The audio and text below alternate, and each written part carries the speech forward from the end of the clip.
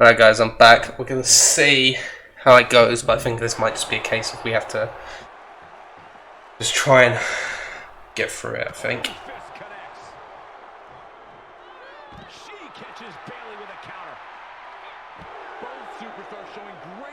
So now that we're here, Madge, I'm going to finally let you get in on the commentary. What are you thinking for this one? Predictions? Yeah. I actually think Liv will win this. I don't really have a big... Oh! A Bailey to belly onto the chair! That could be about to prove you wrong quickly, but no. That would have been funny and sad in equal measure. It would have been.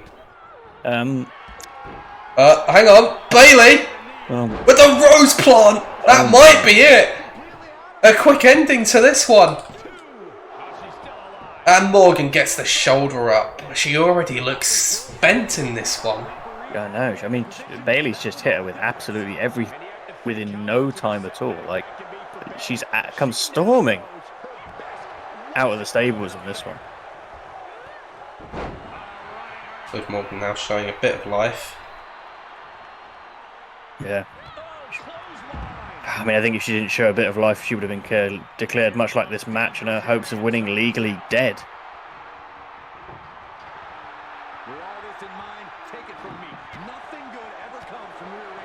Oh boy. It's those damn tables. Table time. Table time. The only time no one wants. Except maybe like, I don't know, IKEA salespeople. And even then I think that's a stretch. The craftsmanship of these tables is much like Twitch's ability to run consistently, shoddy and horrendously inconsistent.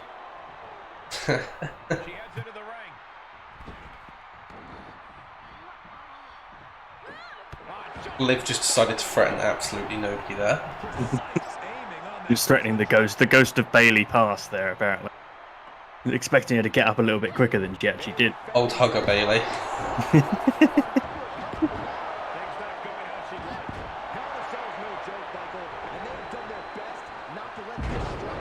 And Morgan's starting to get back into this one. I don't know what Bailey just did there. It looked like she was just like pop out on strings or something. I mean, she started so impressively, and now I feel like she's almost overexerted herself, and the wind's just gone out of her. I mean, I don't know if it's just gone or she's energy, but that fast start feels like a million years to go for Bailey now. And Liv Morgan is starting to take a very technical, sort of tactical stranglehold on this one. Bailey now heading to the top rope. Bailey doing a crab with vertigo impression would always help. Oof. Oh, what a table break! Let's go. It's a good thing we didn't make. It's a good thing we didn't make this. How many times have I heard that match? And now Bailey's the one who's in trouble for the face buster. It was a good face buster as well. Gets only a 2, however. It was a close 2 though for just a face buster. You know, that's not even one of her finishing maneuvers. That was pretty impressive from Liv Morgan, and she's clearly putting a lot of effort, a lot of power into these moves.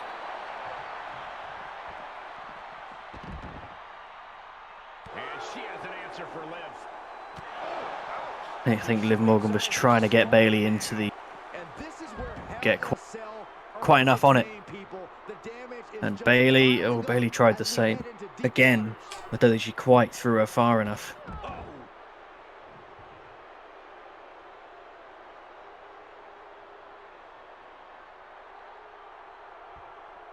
Bailey now taking her time, planning her next move.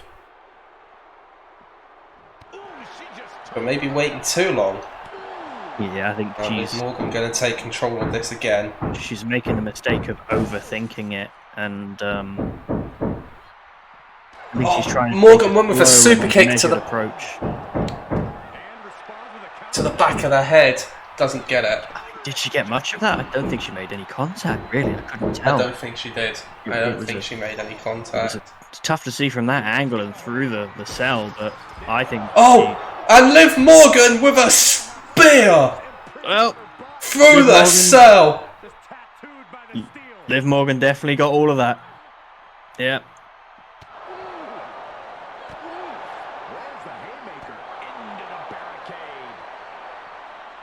And you see she's really enjoying making Bayley suffer with those repeated blows. Bayley's fleeing.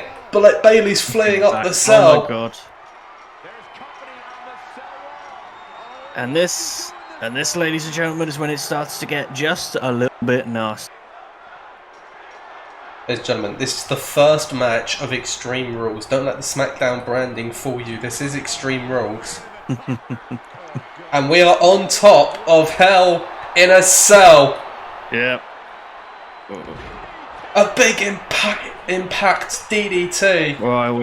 Oh my god, so Liv Morgan nearly threw herself off the top of the cell there. What was that all about? Oh, another DDT. The impact is there. Just got a bit excited, I think, Liv Morgan. She's so happy with how much of a control she has in this match. I think she's almost forgetting the danger she's actually put herself in by coming to the top of this cell. Honestly, I mean, looking at that view, you can see the height, the fall, you know, to the crowd and the barricade. It sends that horrible feeling up your spine every time you see it. Maybe it's just me because I am afraid of heights, but I do not like it one bit. But Liv Morgan seems to be loving it. She's absolutely going hell and high water on Bayley right now. Bayley taking control back in this contest. Liv Morgan lands behind. Oh, but Bayley was wise to it there. Liv Morgan almost caught Bayley off guard. Yeah. I think Bayley's been woken up by... Hang on! Oblivion! Oh no. On the cell! But you can't get the pinfall up here. That's the problem that Liv Morgan faces. But I feel like Liv Morgan, that wasn't the be all and end all. That was one of it. Liv Morgan has got something planned, and it's going to be very unpleasant indeed for Bayley unless she can get out of this one. Oh, face first onto the steel girders. That modified DDT almost looked a bit like a quicker version of the pedigree. And again, with the Oblivion on the steel for a second time. Oh, God. And at this point, you have to wonder how long that steel is actually going to hold out. How long until one of them, most likely Bayley at this point, goes crashing through the steel mesh and onto the ring below. And it will not be a soft landing. Well, I'll tell you what, Liv Morgan took me by surprise. I imagine it took Bayley by surprise. I thought she was going for a power bomb, but no, it was an alley-oop face buster onto the steel. But Bayley strikes now. And again, Bayley looking for the rose plant for a second time. And she gets it. But she's going to have the same problem now. Yeah. I think they've got tunnel vision. They're so obsessed with making each other's lives absolute misery that they've totally forgotten there's a wrestling match to win. They've totally forgotten they need to pin one of the other person inside the ring. I don't think this is a wrestling match anymore. This is a bare-knuckle brawl between these two women.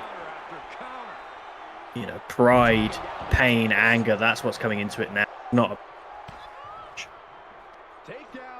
They just these continuous takedowns and mocking Liv a bit there as well. A slap to the back of the head following it up.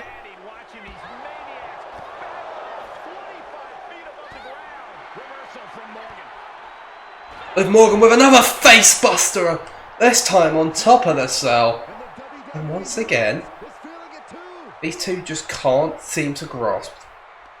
They're not going to get the win up here. This is deeply personal between these two. It is, and the personal pride has got in the way of professional ability of getting the job done, to be honest. But you know, you don't have to put somebody through the cell. As one of our viewers has just said, you can throw somebody off of this cell as well. And why do I get the ominous, spine-tingling feeling that Liv Morgan, when she's done toying with Bayley, chewing her like a piece of meat, that she's going to... Well, hang on. Bayley's going to strike again. The rose plant again. Finisher after finisher, big manoeuvre after big manoeuvre, and still, we're on top of the cell. It's not a matter of power, it's all a matter of positioning. If this was happening inside the ring, this match would have been a long time ago. These two ladies have forgotten that a pin is the way to win. They've forgotten that this is wrestling. They're hitting each other like two people who absolutely despise each other's existence. They hate each other's guts. Hang on! And there goes Bayley! Oh my god. Oh no. Hello Gudgeon, you've joined us at the most or least opportune moment, depending on how you feel about it. The most opportune for Morgan, the least opportune for Bayley, put it that way. I mean, it was murder, and you've got to argue there was premeditation. It was about as cold-blooded as it gets.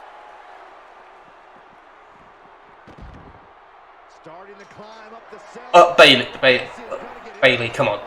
This is ridiculous. Oh, Bayley. Oh, Bayley. We're going again! We're going again! The real question here has to be, how can she move, let alone climb a massive 30 or so tall steel structure like she is right now? I think she's either got a death wish or she really just hates Liv Morgan that much. I think she looks at it and thinks, one of us is going to die and it's not going to be me tonight. Oh, Liv was looking for the Oblivion again. Bayley caught her! Oh, and I think some of the cell has given way. Neither woman fell through it, but the cell has given way, I think. Oh god, yeah, I've just seen the grate come off. The mesh is completely given way. There's a massively exposed section of that cell now.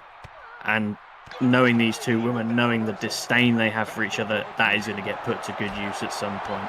And I think whoever puts the other woman through that... Oblivion on the cell again! Whoever puts the other woman through that cell, through that exposed piece of the cell, is going to win. Because all they've got to do is hop down into pin, and that's it. That has to be it.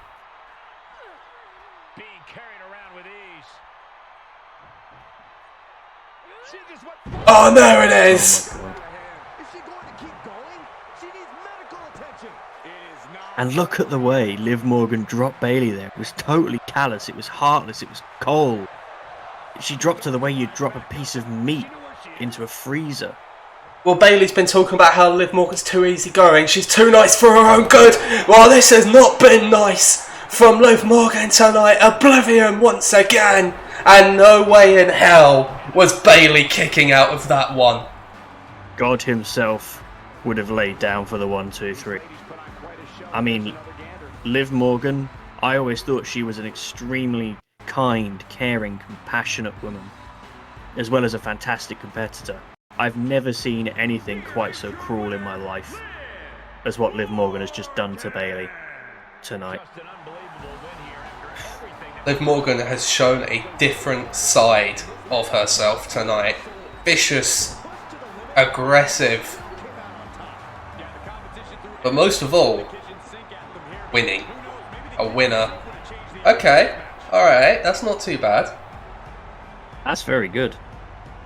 And I don't like that. Would have liked a little bit more, to be honest. I think Hell in a Cell definitely elevates matches like that in every sense. Like, it was better to watch, and it gets better ratings because it's the pure aura of Hell in a Cell.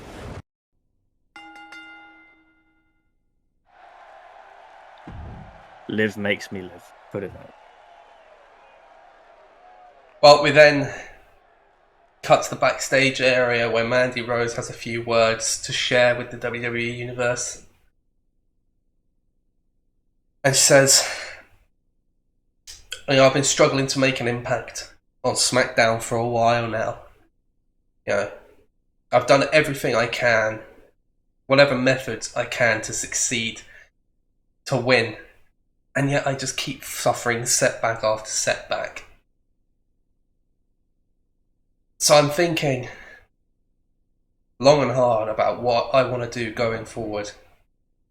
And I want to make a promise here tonight. I'm going to put my nose to the grindstone. I'm going to put the effort in each and every night, every single week. I'm going to step into that ring and I'm going to challenge myself to be faster, stronger, better. So I am putting the entire women's division on notice. I will be better than you, and I will beat you. And I am coming for that SmackDown Women's Championship, and I will earn it off of my own merit. That was fighting talk, wasn't it, from Mandy Rose? Very powerful words there. Was Mandy Rose in bodybuilding before wrestling? I think maybe? Let me check this. Guys, it's time for the research corner. Dun, dun, dun, dun, dun. What was I looking at? I hope you.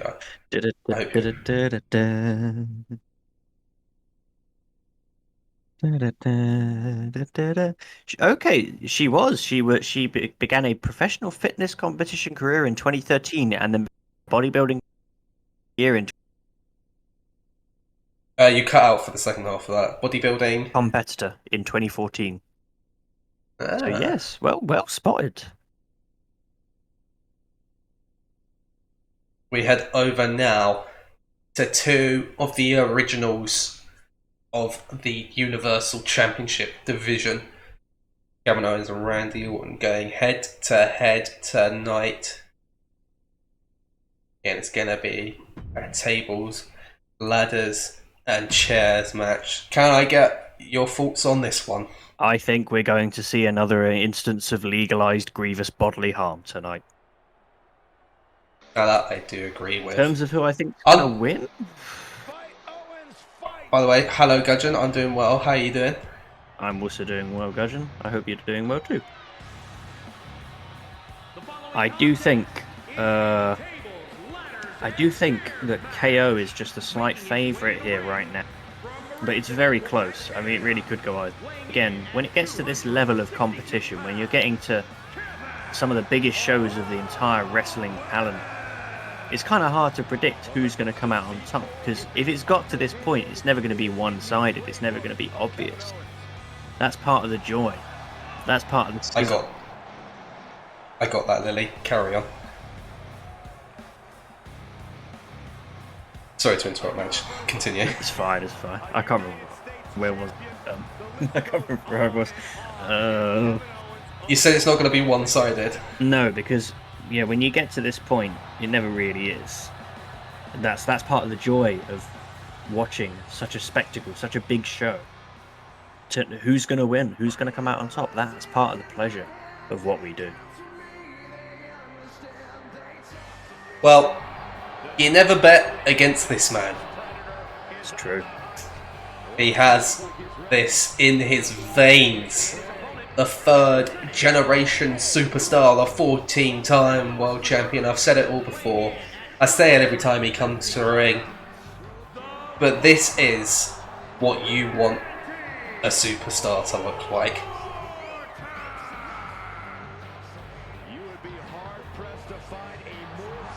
I think if you were a superstar yourself, it's what you'd want to be like. Let's be totally honest about it. There's very few people I think anyone looks up to as much in this business as every young person coming through. Every single aspiring wrestler wants to be like Randy Orton, to have a career as long as his, to win as many titles as he has, to be as ruthless and cold-blooded even after so many years at the apex of this business. If you can be like Randy Orton, then by definition you are a huge success. Randy Orton, the superstar with the most pay-per-view appearances in WWE history, adding another one tonight at Extreme Rules.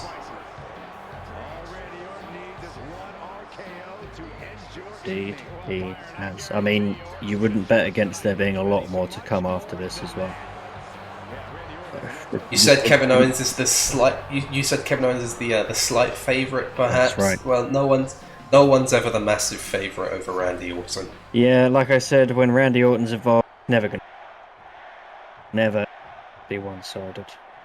Some superstars have called the tables, ladders, and chairs at ringside a sort of candy land.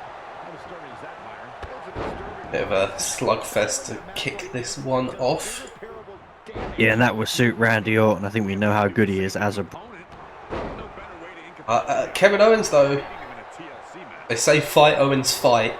He's not adverse to a bit of a slobber knocker himself, as there's the backbreaker from Randy Orton. Vintage Randy Orton as he strikes his pose on the corner. Yeah. Supremely confident, but you can't get overconfident against Kevin Owens as we saw there. But the Viper, I mean, he just loves it, doesn't he? He loves... It's not just about doing his maneuvers, it's not just about getting his stuff in, it's about relishing it, it's about loving every moment. Getting that sadistic pleasure out of making Owens suffer, making him squirl and scream. It's a bit of a cliche at this point with Randy Orton. There is no wasted motion. Everything he does is calculated. He knows exactly what he wants to do, he knows when he wants to do it, and he knows how to do it while expending the least energy. Just like that. That's exactly it. That's exactly it.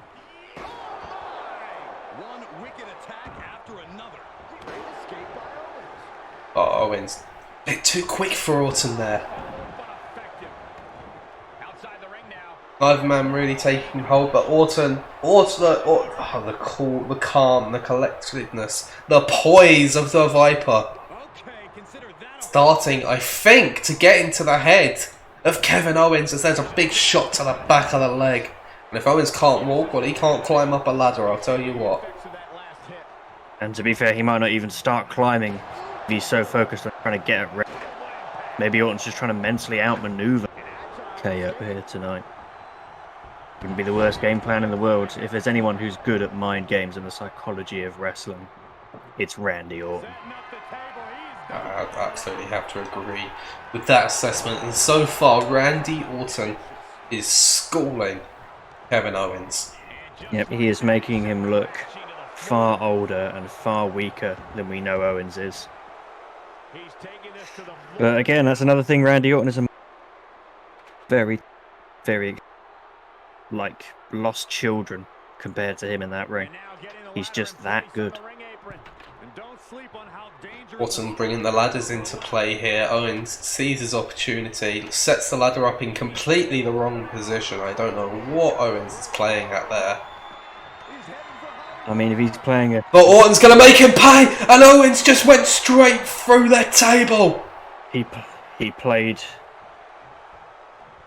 Kevin Owens played a stupid game with the way he positioned that ladder, and he won a very stupid prize, and a painful one too.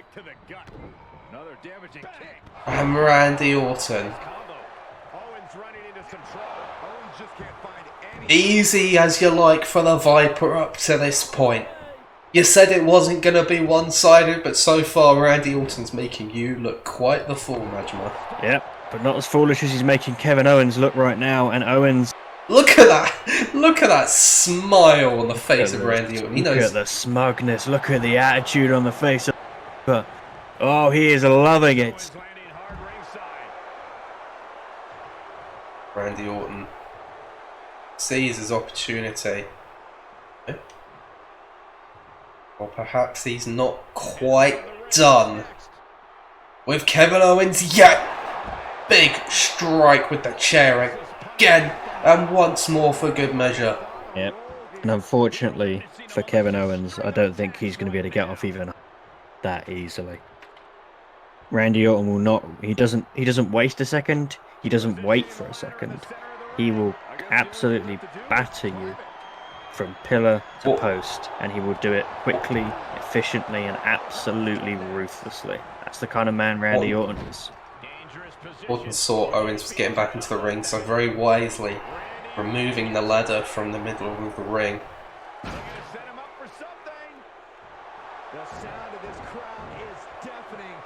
Well, hang on. Orton doesn't head to the top often, but why would you not when presented with an opportunity like that?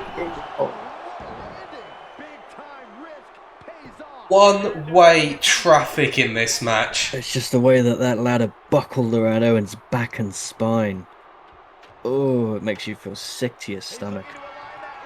That is absolutely horrific to watch. Orton is now heading up to the top of the ladder. First one to get his hands on the briefcase, but Owens there. Orton knows it's coming. Orton sees his opportunity. An eye rake from Owens. Just tosses the Viper down. And I think Randy Orton, he made the cardinal mistake of someone as experienced as him. He's seen this all before, but he didn't check that Kevin Owens was out for the count before he started climbing the ladder, and that will be a massive motivator for KO. He will want to make Orton eat his words, and he'll want to wipe that smug smirk right off his face. Back and forth at the top of the ladder. Orton catches Owens. We're going for a ride.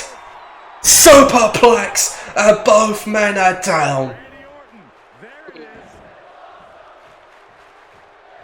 Now, if Orton can get up now, put that ladder back, he's got a serious shot at getting the briefcase down right away. But I don't think he's done with KO right yet. Oh, and Owens collapses through the table on the outside as well. Positioning it right in the center of the ring. The only thing left to do now is climb it, Cole. Orton knows he could win this match right now. He knows he can win this. But he's waiting for Owens to get back in the ring. I think his game plan here is he wants to goad Owens and get a response out of him. He wants to get a beating out of KO. He wants KO to go for him as much as he's gone for Kevin Owens. Because at this point, it's like you've said, it's been totally one-sided. It's been nothing of a match. From all Randy Orton up to this moment. Again.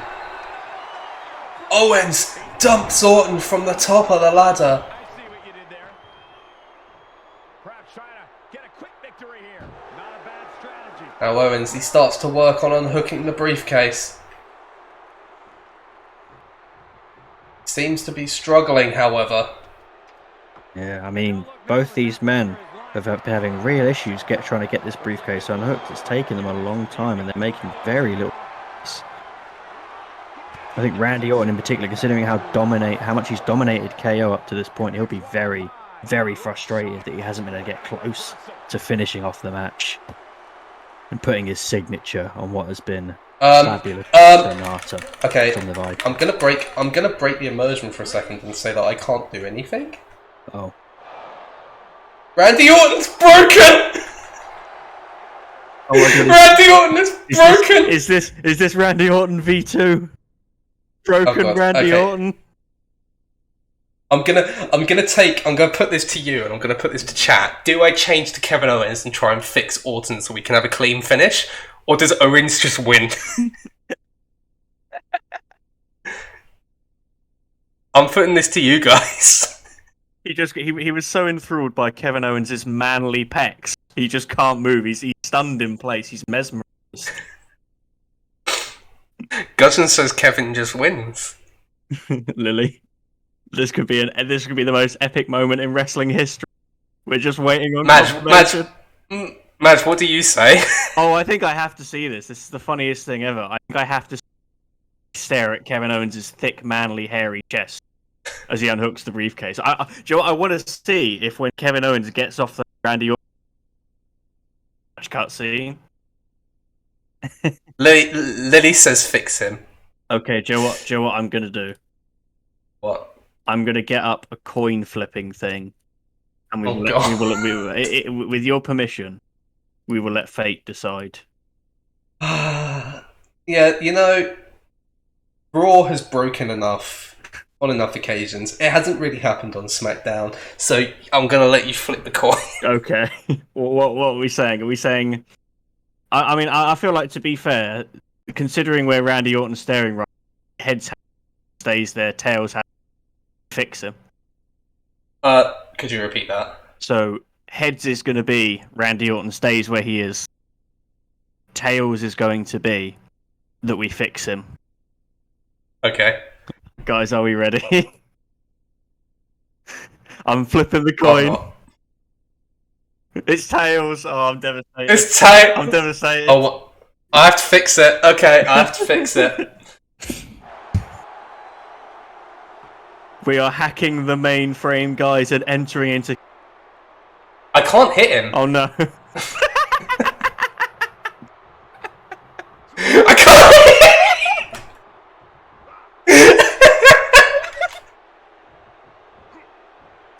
Randy Orton, the invincible. Hang on, I've got to try this. I've got to try this. I can't fix him. Oh, no. Oh god, Randy Orton's fucking dead! I fucking killed him!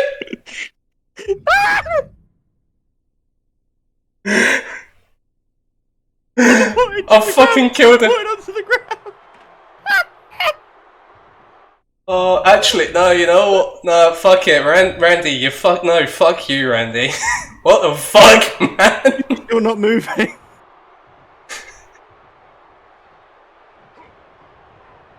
Oh my god, he's alive. Get the fuck out of here, Randy. Do you know what? I never thought picking tails would be the better option, but I'm really glad we picked tails now. Really. I don't know how that worked out. To be so fair, well. Lily, the only person who got Randy Orton was Randy Orton. KO didn't do anything there. Randy Orton had an out-of-body experience, and he was put back into his body by the ladder snapping him in half like a twig. It was Randy Orton beat Randy Orton here tonight.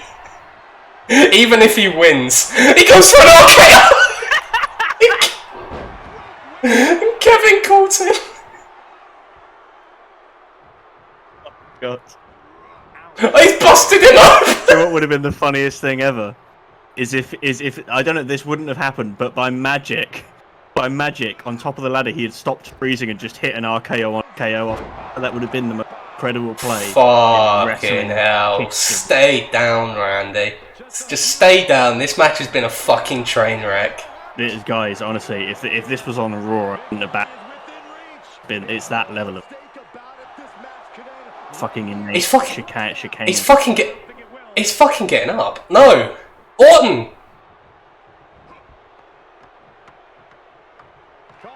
KO just toddles his way down the ladder to just bash the Orton. Oh my god. Yeah, oh my god. He's going for the briefcase. He's going for the briefcase.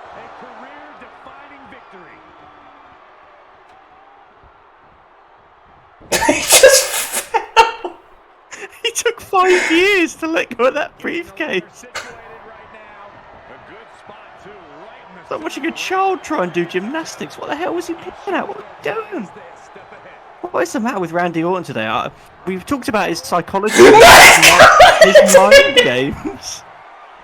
He's fucking countered it! He's gone for an RKO! What does he keep just going for the RKO? Why he just keeps trying it? What is wrong with this man? What is wrong with this man? He's mentally deranged. He's not stable. He needs professional medical help. Frog splash from Owens. Oh my life. My god. Owens is bleeding. I don't even know how or why. I feel like his life force must be draining out of him watching all this shit that... Owens was scouted there. Orton's finally able to slow all those incoming attacks. Orton hoping to start a rush of his own now. Tearing at the face. Makes him pay with a counter. I feel like mentally and physically exhausted just watching Randy Orton defy the law. Oh no. He threw me off with the punch! I wasn't expecting the punch! Randy Orton! Oh my god, what is he doing? He's gonna do it, he's gonna do it, he's done it, he's done it, he's done it. Oh no! Oh my god! Oh my god, he's hit the signature! He's fucking hit the signature now! How many times have we seen Orton punish his opponent? He's gonna win off the fucking signature. One absolute clown. What's he doing? What is he Randy Orton is broken in this match! Why is he just like sliding around the...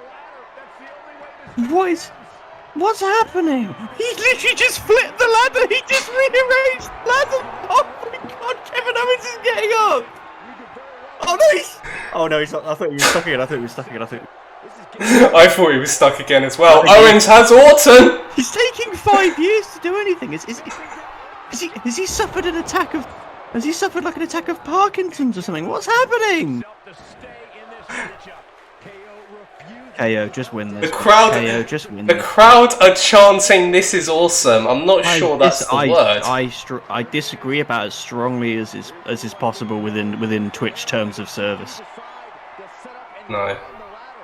No, fuck you, Randy. Fuck you, Randy. Finish this, KO. A swanton! Oh my god.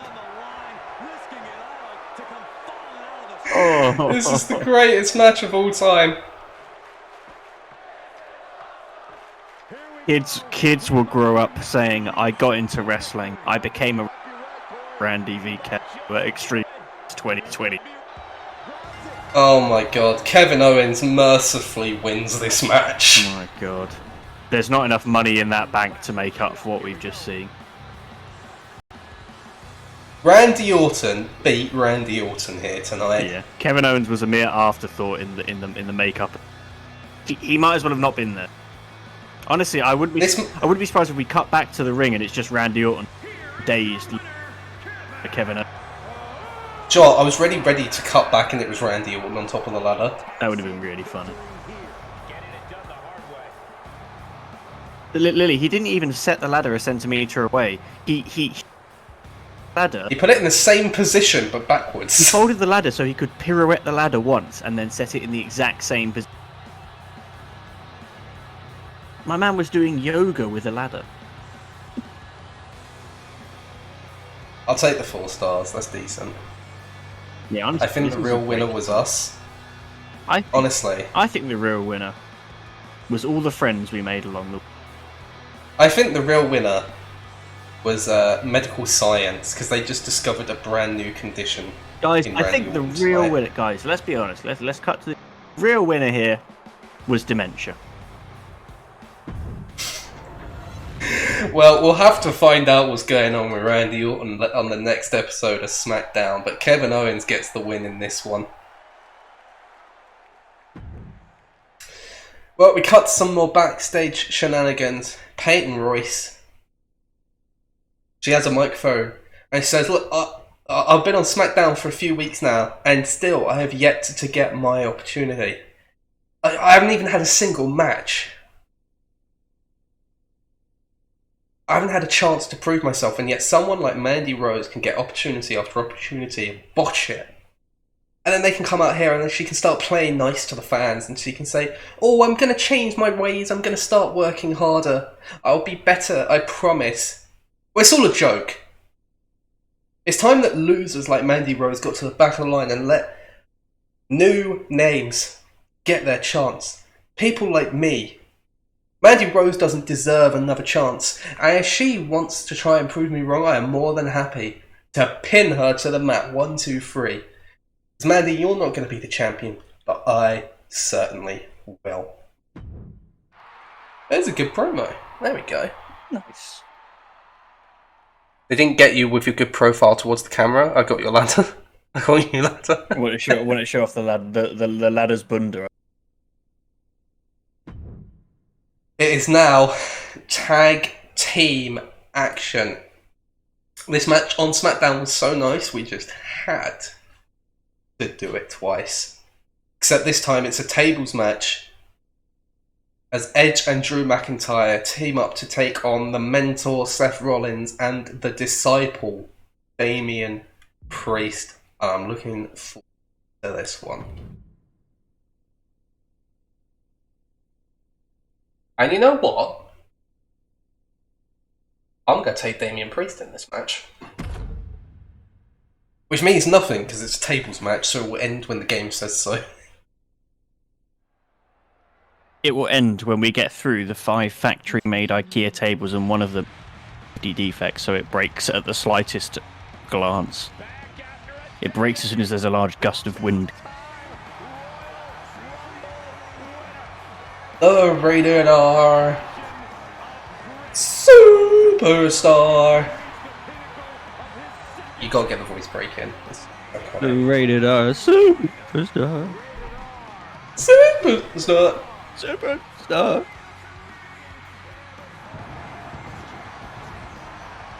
Edge has not. He hasn't had the greatest of times on SmackDown. He's struggled to really get momentum going. He's been stuck trading wins with Seth Rollins for a while now. He's hoping that a performance here tonight could just be what he needs to get him back on track. Edge has had over 30 championship reigns in his WWE career. And teaming up with Edge is one of the main men of Friday nights. The Scottish Terminator has entered the building. Warrior Drew McIntyre has arrived. The fight is about to start. We have learned that wherever McIntyre goes, brutality follows. Right now, it is McIntyre who is leading the WWE Universe into battle.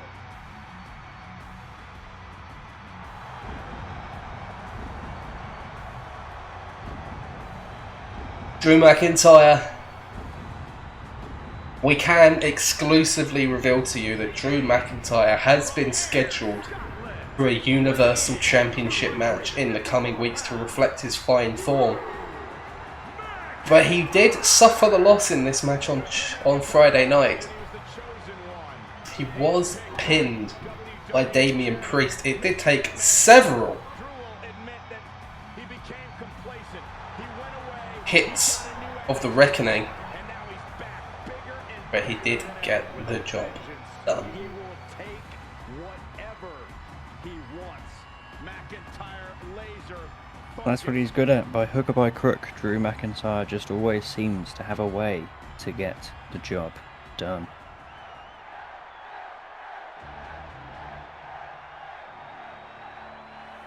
From the underground of New York City, Damian Priest. And here is a man who has made a name for himself in recent weeks on SmackDown. He is known as the Archer of Infamy, and he is now the latest disciple of Seth Rollins. It's Damian Priest.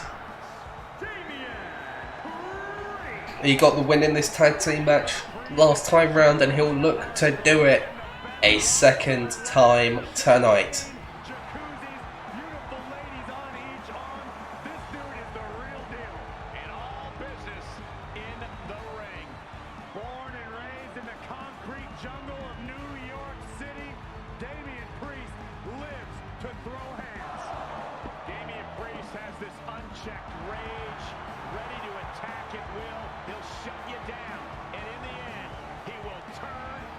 But I suppose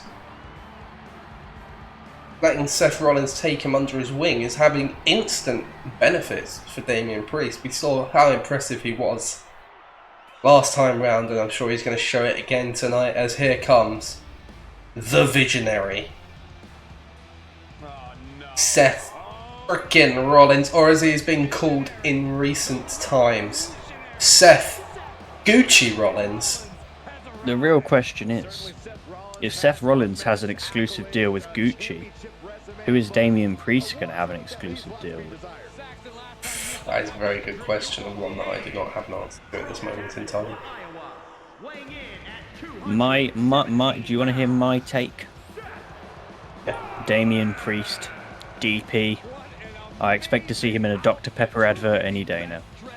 The question is, would he be called Dr. Priest or Damian Pepper?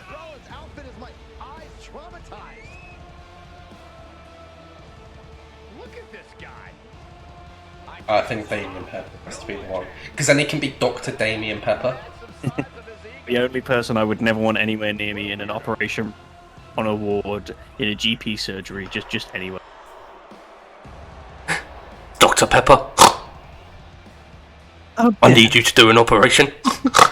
Oh dear, Pepper, I appear to have forgotten completely about the leg need amputating. Could you just lop it off for me, Pepper? Imagine you wake up, you've been in a deadly car accident. You know it's your legs. So it's this big Oh blob my that God. goes.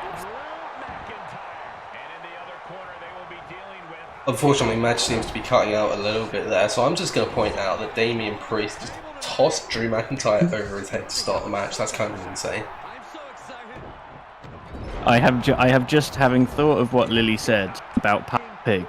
I have thought of the worst name ever for Damian Priest, and I'm going to let you guys try and figure it out. Because I refuse to say it on live television. I just refuse. I couldn't be paid enough. Little bit of a double team there on Edge. I like the combination.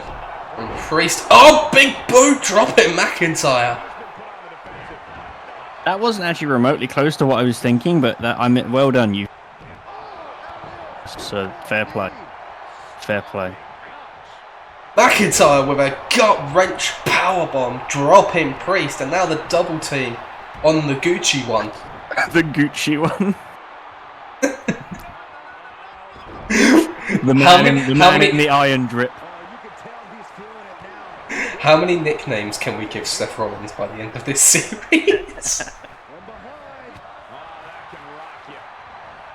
The tie-dye demon.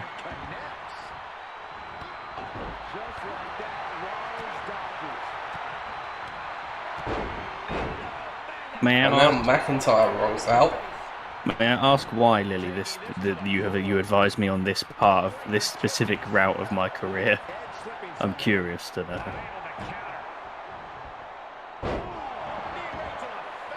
I don't know if I want to know, but I feel like I have to.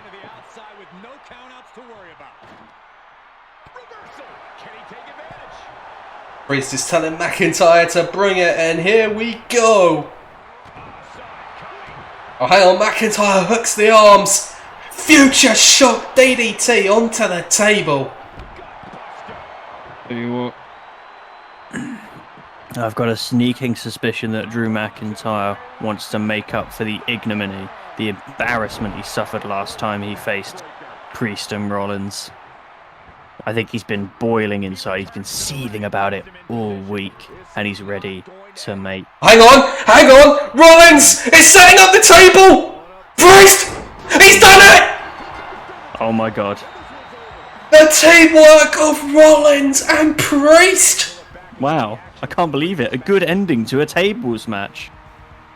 Look at this teamwork! We had a good tables match. I can't believe it! I tell you what, I've got to say this. I've got to give these two men credit. Seth Rollins and Damian Priest are an unbelievable tag team, aren't they? They are just incredible to watch. Words don't really do them justice. They've got it all. The technical ability, that unique connection you have to have in any tag team, the style, the profile, the drip. Particularly the drip, though. Oh, definitely the drip. That's not great, but at least it hasn't outshined the To be fair, it's not ideal on a pay-per-view, but for a tables and considering there was no rivalry, for a match with no rivalry, with one of the weaker forms of stipulation, to get a 3-star, there's definitely potential there. Although it still doesn't match the Kevin Nash JBL 4-0. It's pretty impressive. It's good.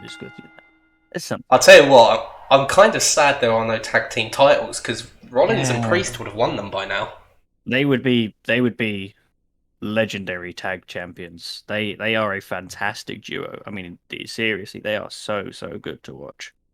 They really are. We then head over to the boss, Sasha Banks. She's picked up a microphone. She says, "I've been watching all these ladies out here tonight. I saw Bayley and Liv pull on an absolute barnstormer inside Hell in a Cell, even if the wrong person did win.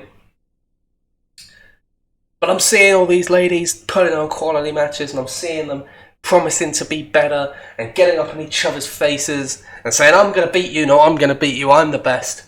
Everybody is forgetting about the only 2-time champion this season.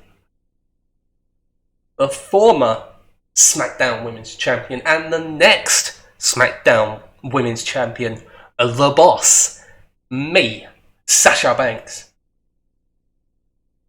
Bianca and Rhea headed home with their tails between their legs this week. They're not here tonight, despite all of the crowing and the posturing, and yet they couldn't even make it tonight.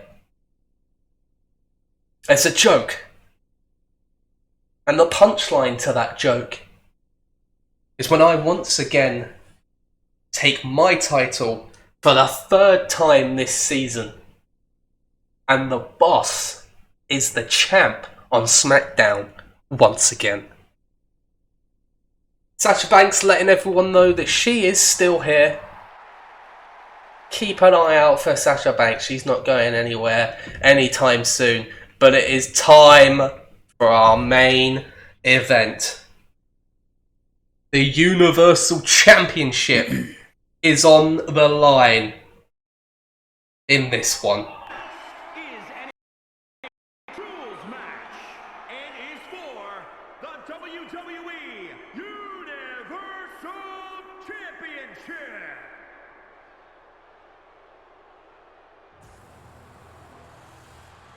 Here comes the challenger. Let me try that again. The Bruiserweight. Pete Dunne. Really? Well, unfortunately for Pete Dunne, I had no choice but to strike that tables match from the record books. It was corrupt. It was unbalanced. It was unfair. It did not count. But as per Triple H's own ruling, Pete Dunne is getting a championship match tonight, nonetheless, where he takes on the undefeated Roman Reigns. I've heard people saying Roman Reigns has been defeated. No, he hasn't. That match was stricken from the record books. It doesn't count. It's not official. I saw no such thing, this man says. I'm also just noticing how big this stadium is. It lives up to the name. What can you say? It lives up to the name. And here comes the guy on SmackDown. The champion. The tribal chief. The head of the table. The indomitable Roman Reigns.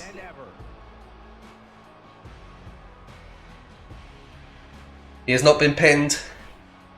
He has not been submitted. He is the champion of champions, as we saw at Bragging Rights, earning a comfortable victory over the WWE champion Shawn Michaels. The number one guy in WWE today. But is that about to change? I mean, it would be monumental. It would be quite literally earth-shattering. It would register on the Richter scale if Pete Dunne was to take that Universal Championship away from Roman Reigns tonight. And that says everything you need to know about the Tribal Chief, doesn't it? That's how good he is. That's how iron tight his grip on that blue belt has been up to this point. No one has looked really that close to dethroning him. But all good things eventually must come to an end. All chiefs eventually become citizens. All champions eventually become contenders. And that's why I really do think, of all the competitors we've seen, Pete Dunne is the one who seems to have Roman Reigns a little bit figured out. He understands him. And that's why I think Pete Dunne will walk out of Extreme Rules as the SmackDown Universal Champion tonight. That is a very bold prediction. I'm not sure I'll go that far, but I will say this. I think Pete Dunne has the mental advantage coming into this one. That tables match, it doesn't count. It's stricken from the record books. but it will nonetheless, I think, be playing on the mind of Roman Reigns. No doubt about it. No doubt about it.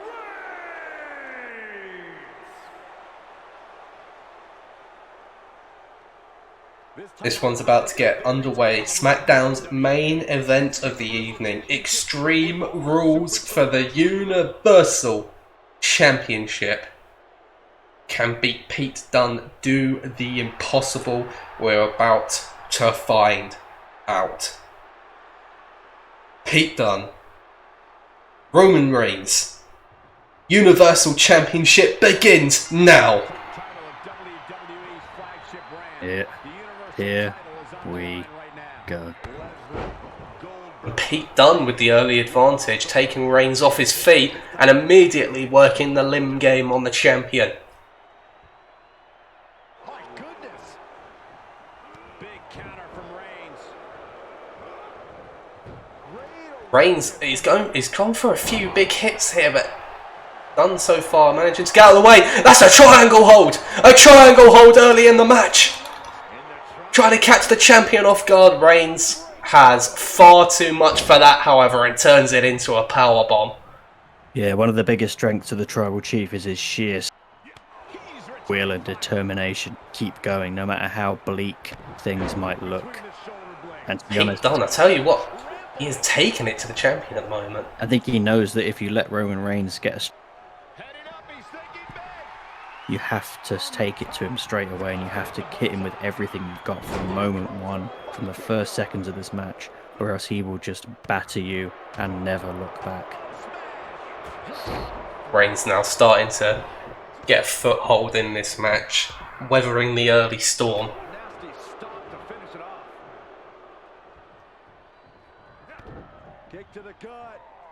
And now Reigns with a big DDT.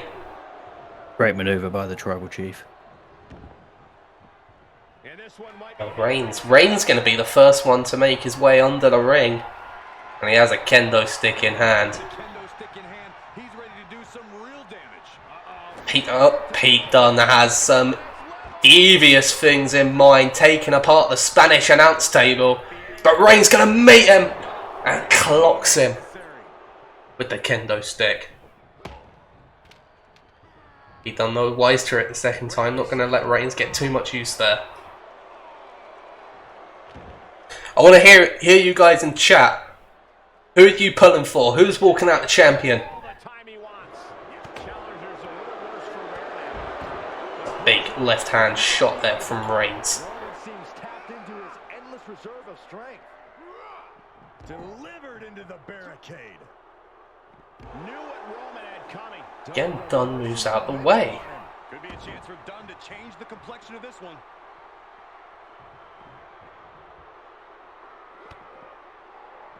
Pete Dunne with a big power bomb on the outside. A big boot from Reigns, putting a stop to any momentum he might have had.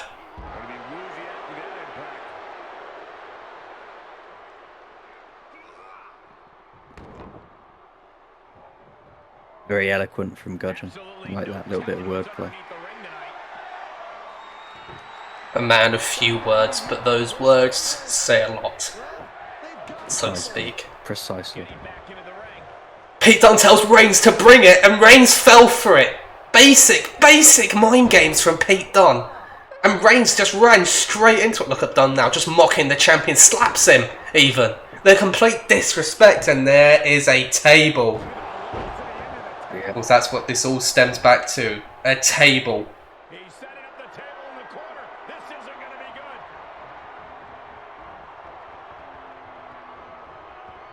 I think Pete Dunne will be looking to use tables physically and mentally as well. It's not just about doing a lot of damage to someone as powerful with as much resilience. Hang on a second. Dunne hits the X-Plex! Signature maneuver of the Bruiserweight. Reigns gets out of one, but you can already smell blood in the water. Pete Dunne knows Reigns is in trouble. And Reigns gets out of the way of that one. I'm not sure if perhaps Dunne was setting up for the bitter end, but Reigns was wise to it, and he spears Dunn through the table. That's gonna be so satisfying for Roman Reigns. Yeah, and so agonising for the bruiserweight, for Pete Dunne. He will be feeling that one in the morning. My words. And now he's bleeding as well. Roman Reigns starting to systematically dismantle the brawling brute.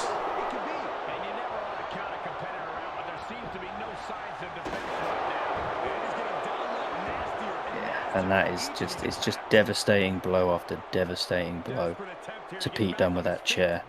And that is going to seriously halt his momentum, whatever advantage he may have had in the flow of this match over the Tribal Chief. Reigns has absolutely extinguished it. I think Reigns was looking for a Superman punch there, but Pete Dunne was wise to it. He committed, but he didn't connect there, Roman Reigns. Tough position to be caught in here.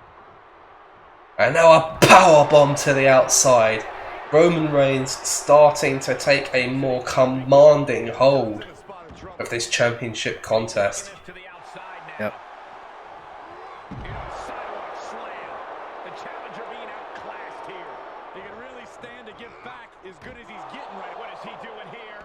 Reigns now taking Dunn up on top of the table. Dunn set this up himself. He might live to regret it. Reigns with a rock bottom! Oh my lord.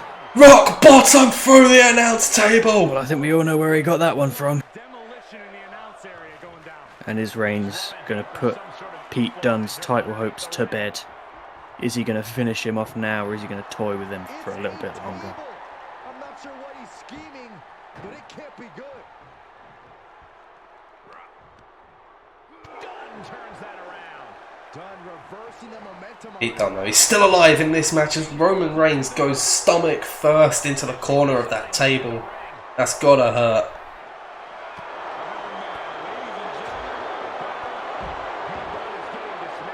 Pete Dunne has just handed Roman Reigns another weapon there in the baseball bat.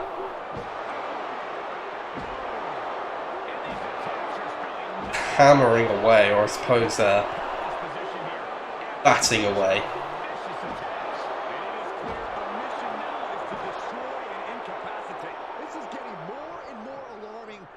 Just no mercy from Roman Reigns. I don't think he knows what the word mercy means, mind you. There's not a drop of compassion in the veins of the Tribal Chief, especially not for the bruiserweight. He's back into the ring. Roman Reigns locked and loaded. Superman punch could strike at any time. We know what he's like.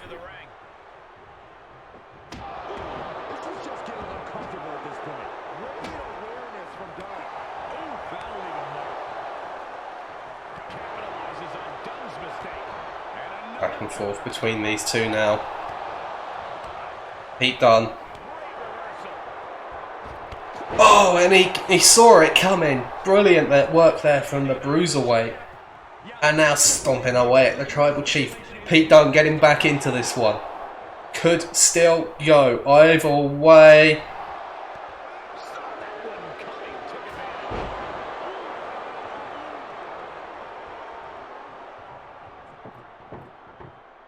I think it could go either way, but honestly, I feel less and less confident in my little pre-match prediction by the moment, if I'm totally honest.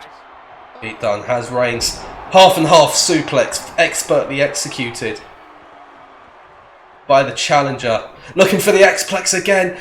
Can he get it? He does! X-Plex! Reigns could be in serious trouble. Dunne gets a 2. By doing Reigns. Reigns!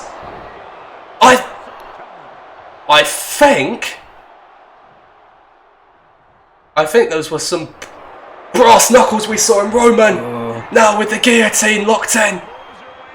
A guillotine. It's poor form, but the referee didn't see it. Well, it's Extreme Rules. Anything goes. It does. And I think this is it for Pete Dunne. Pete Dunne, life fading. He's been clocked with the brass knuckles, the knuckle dusters, whatever you want to call them. And now Reigns choking the life out of the challenger, out of the #1 contender. Doesn't usually last this long. Normally they're out like a light. Yeah, I've not Pete really Dunne, a very seen anyone resilient, last this long. spiteful man. Never seen this before. And Dunne, he finds a way out of it. Unbelievable. We don't. When he's been clocked with brass knuckles, he's been hit so repeatedly in the head and back with that chair. He was battered with the baseball bat. It's a miracle he's still standing. He's still able to walk and move, let alone to get out of that guillotine. That takes unbelievable willpower. The strength. Oh my God. Reigns, powerbomb through the flaming table. Oh my God. That could be disrupting the flow of air at this point. Surely that's got to be it. Surely. Oh, come on, Roman Reigns. Surely Pete Dunne suffered enough tonight. Roman Reigns does not give a crap about what you think. He is here to right the wrongs that Pete Dunne has done to him in his eyes. The upper hand. Pete might be done if he can't recover. And the beating his body has taken has led him into this very dangerous situation. Bit by bit he was broken down. Now he's practically a sitting duck. Roman Reigns taking his time to admire his handiwork. Congratulations for the crowd and get back into the fight. Went for the Superman punch and misses it. Roll up from Reigns. Going for something. And Dunne kicks out. But only just. And he doesn't even have enough to get back to his feet. I think Dunne must have been quite unsighted there. I think he's maybe just a bit unsettled mentally because he was so close to the ropes. He could have surely reached out and grabbed them any moment he wanted.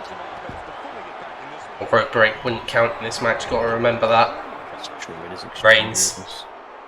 taking Dunne to the top rope. This is how Dunne won the tables match. Remember? I mean, there was no tables match. Sorry, It never happened. but still, this means a lot to Roman.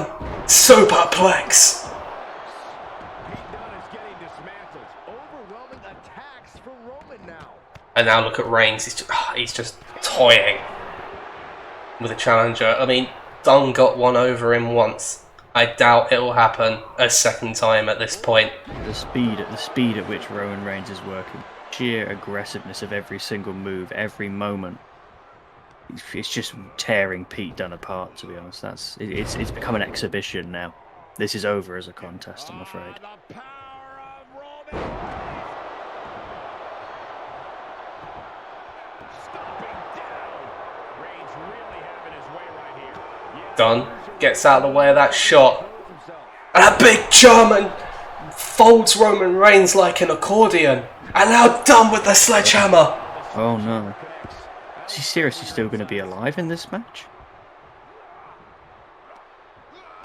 I think he was looking for another X-Plex perhaps.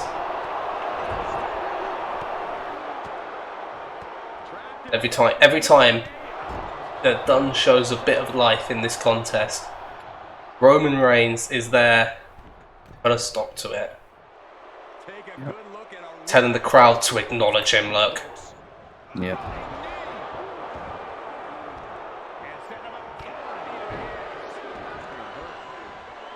That knee right in the face is done. There could be some serious long-term damage to the bruiserweight if this isn't over soon. Looks like he has his finger on the trigger now. Reigns is lining him up, he's locked and loaded. Looking for the Superman punch and finally he hits it. It's got to be it. It's got to be over. To simply take it all in. I think he's going to put the icing on the cake with that spear.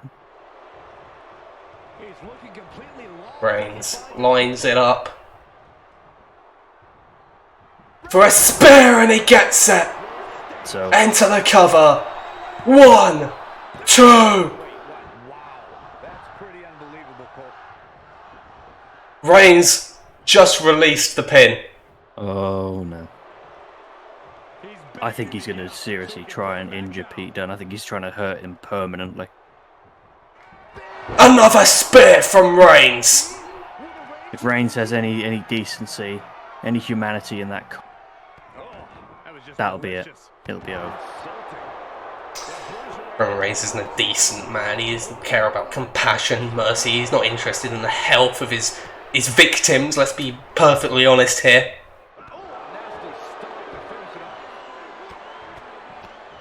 Referee might just need to call an end to this one. I don't know if But hang on, Dunn fights out a few strikes of his own, and once again he has the sledgehammer. Roman Reigns is not walking out of this match unscathed. Yeah, I'll say. He's been very much scathed by that sledgehammer. Dunn is relentless now with the sledgehammer. Reigns can't even get a block up. And things are just going from bad to worse. This is getting scary now. No one can survive this much. Reigns rolls out of the ring. He knew he was in trouble.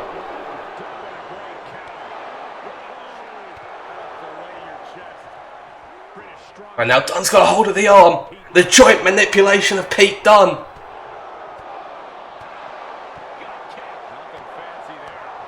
Just look at this from Pete Dunne, relentless. Going at it. No chance to breathe for the champion. How's he still got the energy for this? Did you hear that thud?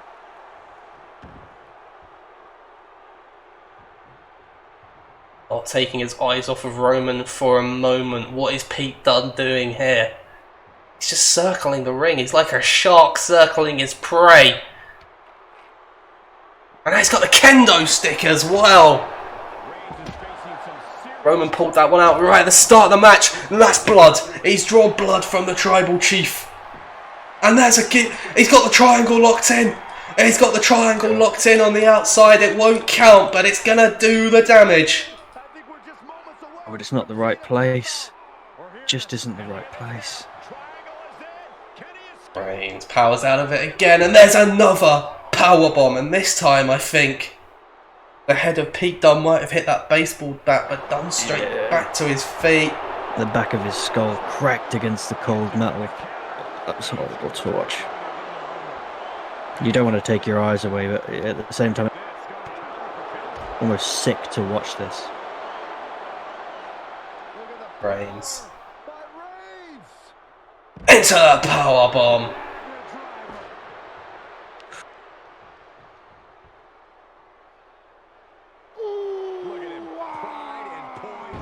At this point, yeah, I think Lily may have a point at this point. It's whoever breaks first, that's all. That's the way this contest is. That's what it's become. Reigns delivering a jackhammer this time. He'll slide back in the ring now.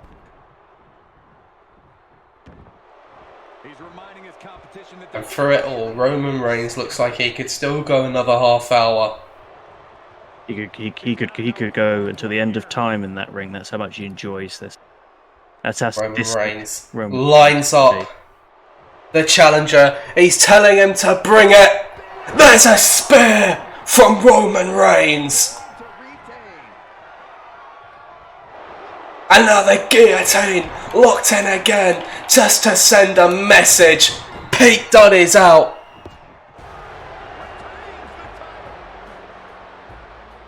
Roman Reigns is still Universal Champion. Yep. And if you look at the whole, Pete Dunne fought with heart, with grit, with determination tonight.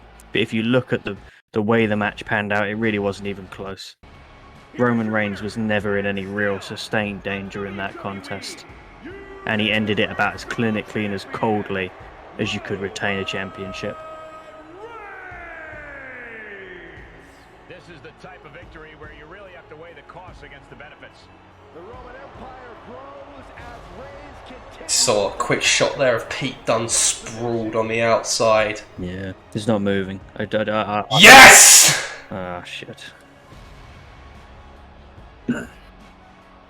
Well played. Roman Reigns only does 5-star matches. You're You not heard wrong. it here first. You're not wrong.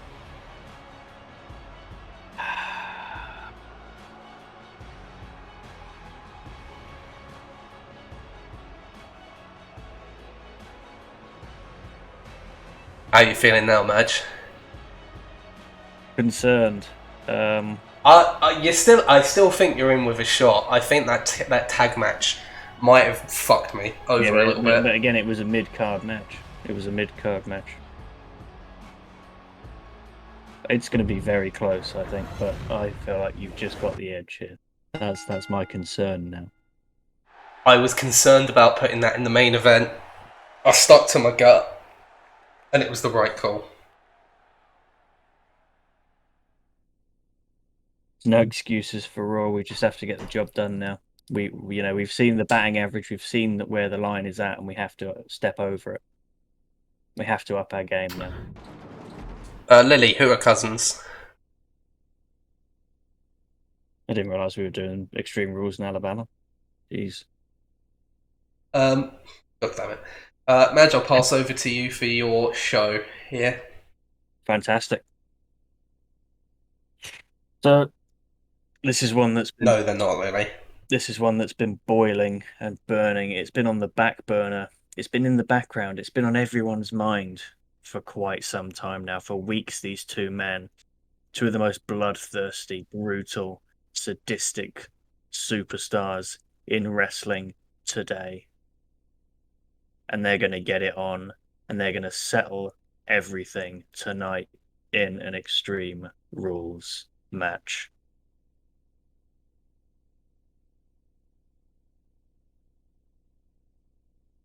Who am I taking, my guy? It's gotta be my countryman. It's gotta be my boy Sheamus. Let's do this.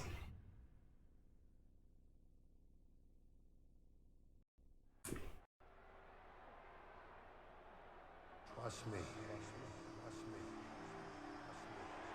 Well, the Raw side of things kicking off with what is going to be brutality. It's basically legalized assault. That's really what it is. Put it this way, if one of these two men walks out of there still living and breathing at the end of this match, that's about the best you can hope for, guys. Because first you have this man. He's one of the toughest, hardest, old school men in this business. He's given his life, his blood, his sweat, his tears, his very soul to wrestling. But he still has so much more to give. He's still got so long to go. There's still plenty of gas left in the tank for Jake the Snake Roberts. But you have to ask that inevitable question of yourself when someone at the age of Jake, with his conditioning, comes up against someone who is more active in the ring, who wrestles more often than he does, and who is just as brutal as Roberts can be inside that squared circle. You have to ask yourself, can Roberts pull out a miracle? Can he turn back the clock?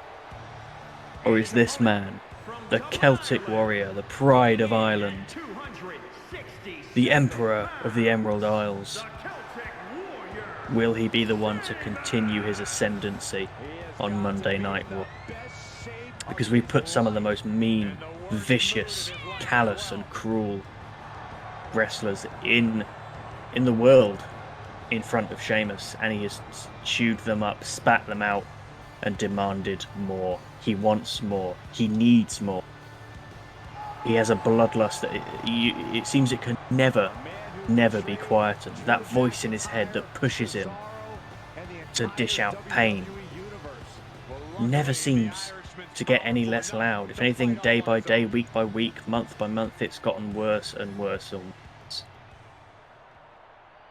And the only man standing in the way, perhaps, of the very top of Monday Night Raw in the near future is Jake the Snake Roberts. Oh my god, Roberts heading to the top rope already. What on earth?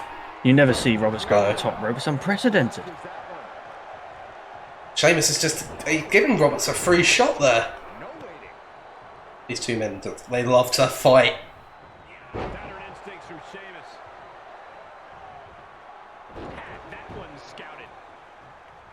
Back and forth in the early exchanges, neither man really able to get a stranglehold on the match so far.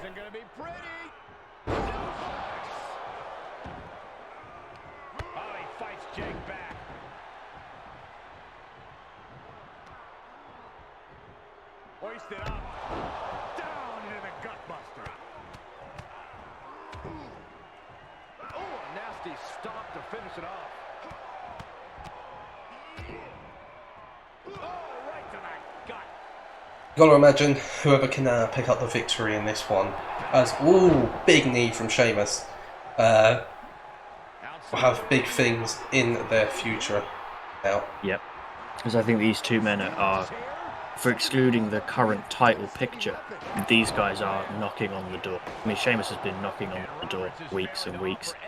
He's been one of the most impressive wrestlers on, I would argue, across both brands, but at very least on Monday night.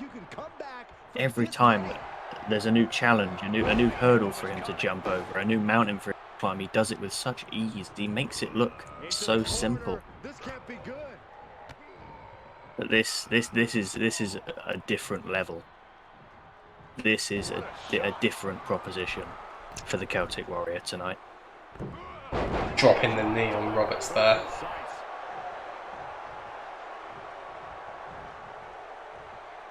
And he has free reign to the outside with no countouts to worry about. And of course, kendo sticks are always under the ring. What Roberts is getting so cocky about there, he's losing this match badly at the moment.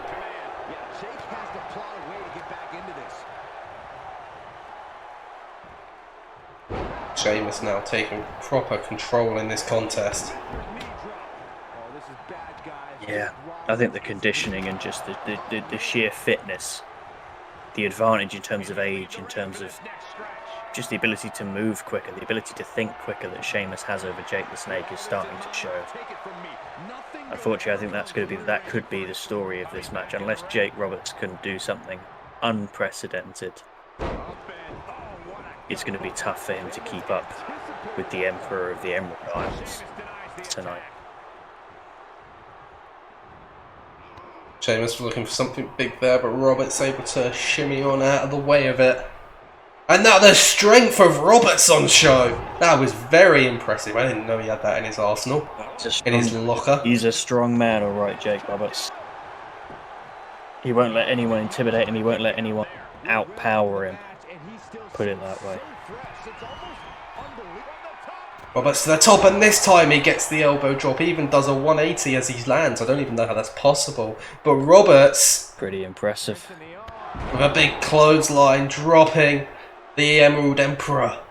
And now Roberts looking for that patented DDT. Oh my god. Plants Sheamus.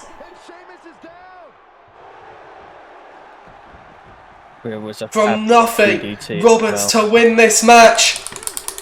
Oh, that could not have been any closer. The Sheamus. hand was just going down for the Sheamus. Oh my god, that was close enough to make your heart beat 10 times faster. Oh my goodness. I thought that was it. I thought Sheamus was done for. I thought he'd been outfoxed by the veteran. Yeah, but it was too quick. It was too easy for Sheamus to lay down and give up for Jake Roberts. Excuse me, Lilia. I'd like to say that's a horrible bit of slander. It's his flaming orange hair. Actually, that acts as a backup generator. Rather like a portable light bulb, you might say. Sheamus. Oh, he's looking for the high cross, but Roberts is too wise to it. Again, just.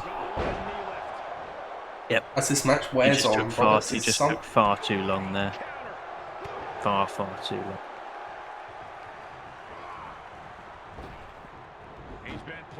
Oh no. I have no idea what's happened there, but Sheamus is going to take it and tosses him through that table. Yep. No hesitation from the Celtic Warrior.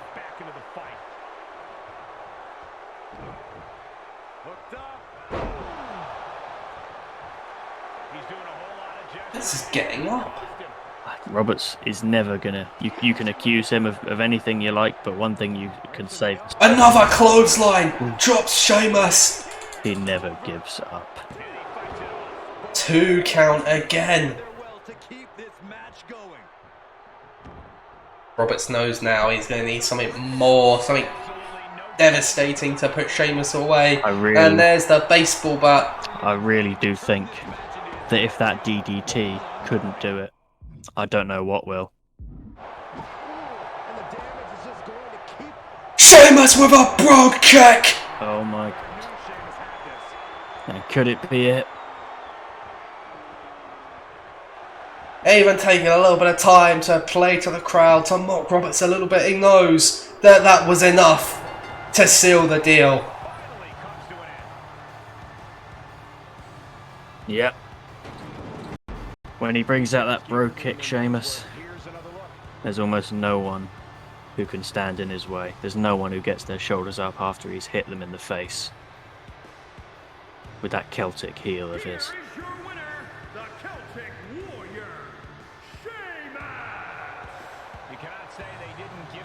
Sorry, God, you're going to have to wait to the main event for that, I believe.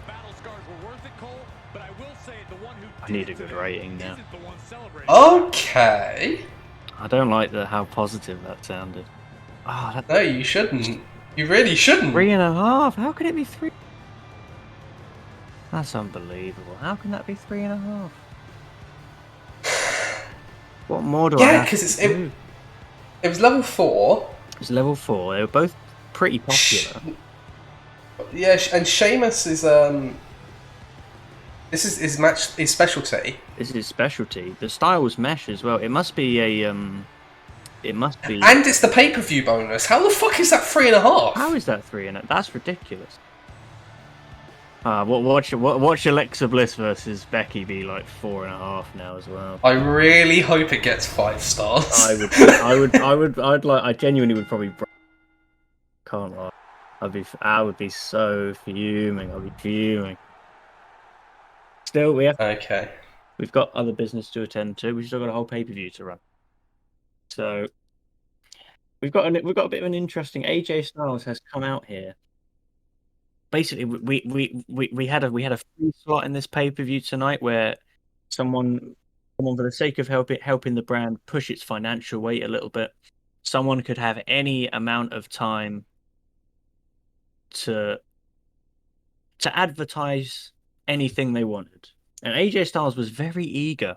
It has to be said, he was very, very eager to take this opportunity, almost too eager. We had everyone in the back sitting down, and we said, "Look, if you want to be involved with this advertisement section, put your hands up." And he leapt out of his seat. He shot his hand up, and we all sort of looked around. I remember looking at my assistant and thinking, "What on earth is this man doing?" But we asked for volunteers, and we've got one in AJ Styles, so he's coming to the ring now, and I do believe he's got a few words to say.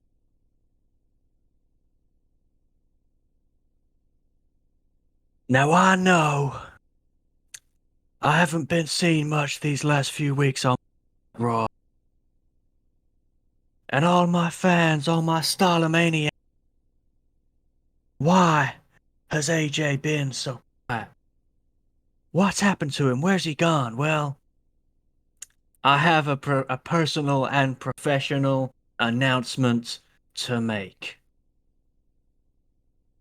Unfortunately, my wife and I have amicably decided to separate. We've been together many years, but it just wasn't working out. And before it got nasty, we decided we'd do the right thing and sort things out properly. Which brings me to tonight. Now you might be asking, AJ, what the hell does this have to do with advertising? What on earth are you trying to ask for? Well, I'm a straightforward man. I don't complicate things. I'm simple. I get to the point. I lost one wife. I'm out here asking for another. I am asking someone to apply to become Mrs. Styles 2.0. I would like to find a wife. My number is 07345 22106. My email address is AJ, the greatest of all time styles at outlook.com. I am accepting for the next working week applications to become my spouse.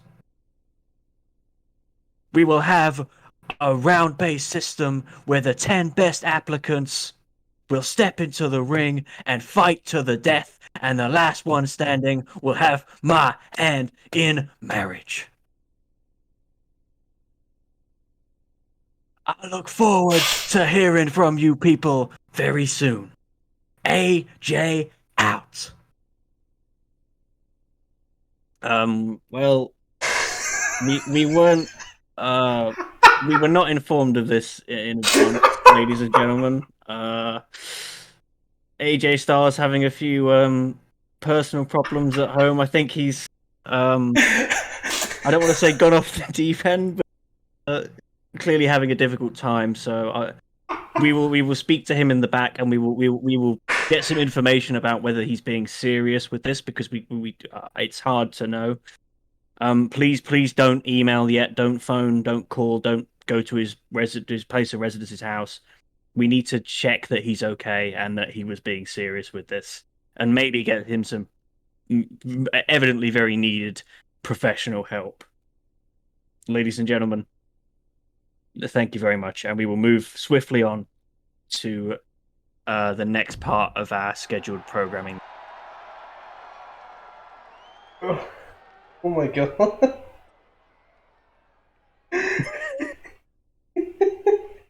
How did he get 10,000 for this? I don't understand how that was an advertising promo. I think that was a self promo. But okay. It was a heartfelt, solemn plea more than it was an advertisement. I was equal amounts crying with laughter and cringing heavily. I was just like, I don't know what state I was in, but it was something interesting. Oh my god. You have to run with that now. That is AJ's current character arc. We can't just abandon that. He is the January Jackson of Raw. Every female in the country just tuned in mid AJ advertising segment. And then half of them tuned in. That's it. Raw just won because AJ is now single.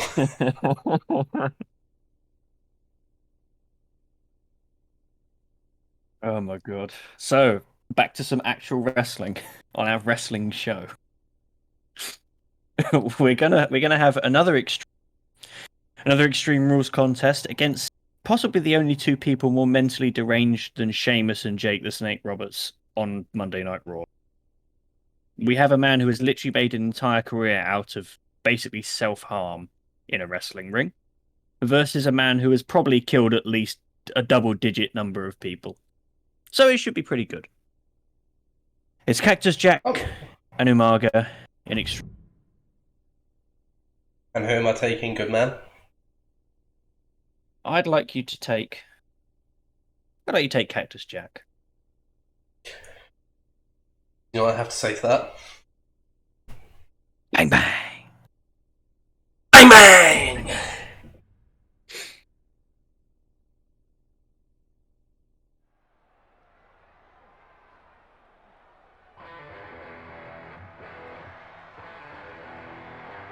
The madman from Truth or Consequences, New Mexico, has arrived.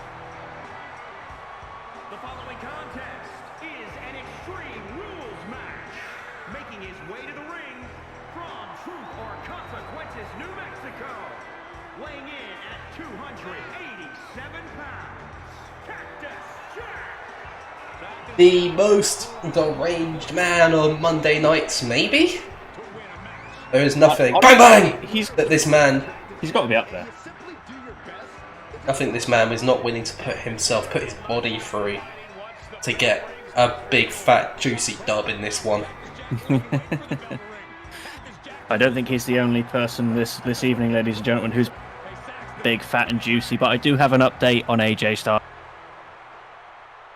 I actually entered his dressing after he went in, after he. Oh god, the general manager had to deal with this directly. It's I like had when your to players deal are with unhappy on directly. Football Manager. This is a serious incident, guys. I went into his room and I saw him. There was. I heard a sniffle and a sort of a choking sob. So I slowly opened. And what I saw really shocked me. He was sat there and there with these weak silvery tears streaming down his face from both his eyes. And he was sitting there wiping the tears away with what looked to be. It was. I couldn't tell whether it was a $20 bill or it was a part of his divorce contract. But I did I went over and put a hand on it, friendly hand. What's going on? And he told me that he's lost the love of his life. And I said, I know, AJ, that's really sad, but you can at some point we can have another shot at the belt if you prove yourself. And he actually fully slapped me across the face and said, no, you utter moron. I was talking about my wife. And I had to take a moment. A woman was actually desperate enough to be with AJ Styles. Ooh. But once I had figured that out, I felt quite sorry for AJ. So I said to him, look, you take the rest of the night off. I always like the work that we all do, that the guys do in the ring. I want to be supportive for the rest of our wrestlers, our competitors. But I told him, look, you clearly need a moment. Take the time off. Just go and relax. Talk to somebody about it. And we'll see you next week. And he said, don't you worry. Next week, you give me the chance to speak again. I've got something planned. I know, so to speak, I know who my partner's gonna be. Oh no. And I sort of shuddered a little bit and shook my head and shook AJ's hand and wished him quite quickly to the room because I was horrendously angry. I have a serious question for you. Yes. Why are we rerunning one of the worst angles in TNA history? It's fine. Because there will be no Claire Lynch. I will not allow it on Monday Night Raw. If she enters the arena, I will commit some to prevent. And the father is AJ Styles. And the baby's daddy is AJ Styles. They're genuinely one of the worst things, I think, in human history. It was awful. It was garbage.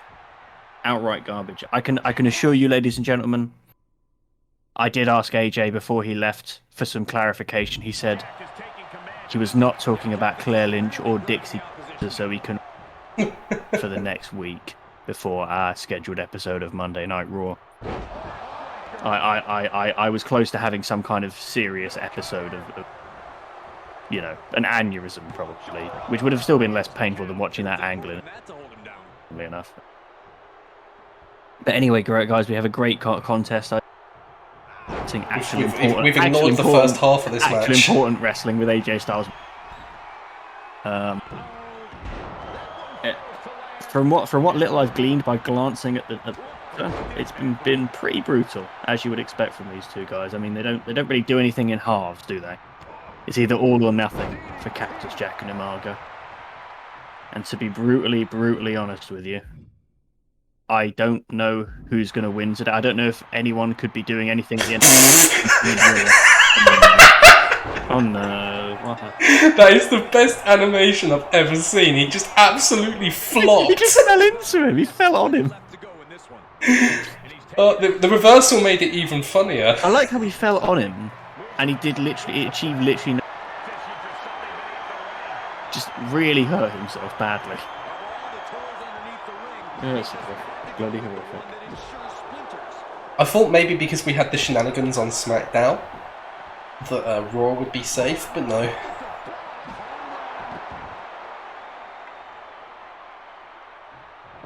No, it's not safe.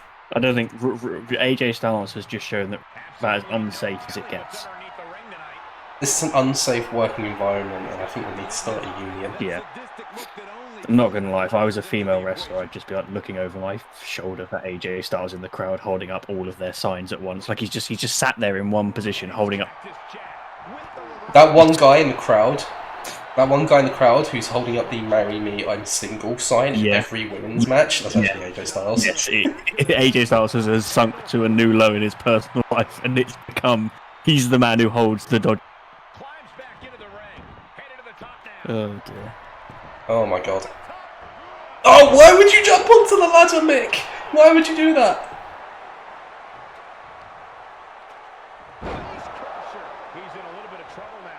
It's been gruesome. I mean, you can ask Mick Foley any question you want about why he does what he does in the wrestling ring, but does even he know? I don't think even he has.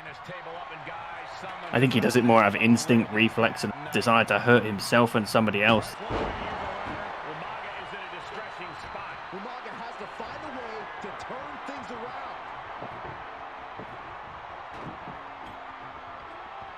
Trap myself in the corner. Ah! Oh no.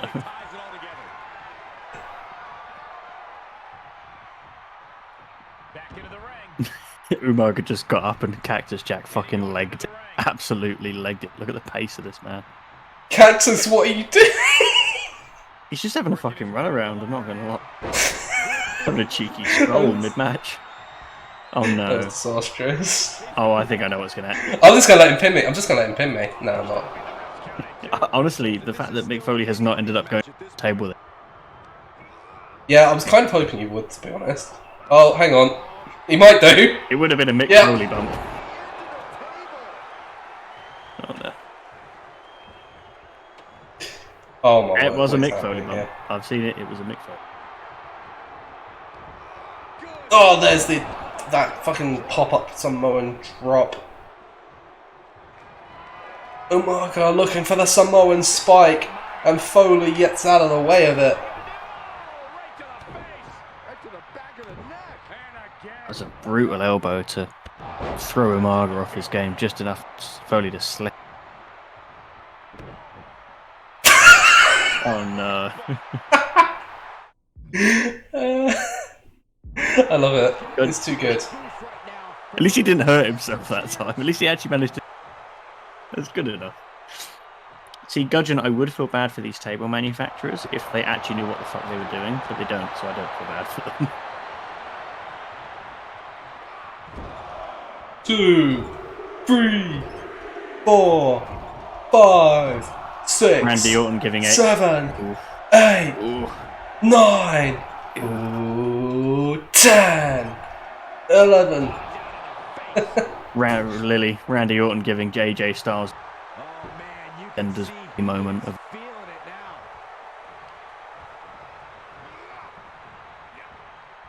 Let's go! Come on, Umaga. No! It's the Mick Foley moment. Oh no, Umaga to the top now. Oh, this is disastrous for Mick Foley. I mean, you know how earlier we said that Randy Orton beat Randy Orton? I think Mick Foley's beating Mick Foley tonight. He's not letting Umaga beat. Oh my god. Oh my god, oh my god, oh my god. Oh no. Mick! Oh my god! Oh no. Oh! He's killed him. Oh no. Oh my god! Just seen it. He's dead. Wait till you see what happens. You count with that. How is he not paralysed? He should be permanently fucking crippled by that. Oh my god, he might be. He's having a fit. He's ragdolled. I think he's died. Oh god, he's shit. Oh god. Oh god.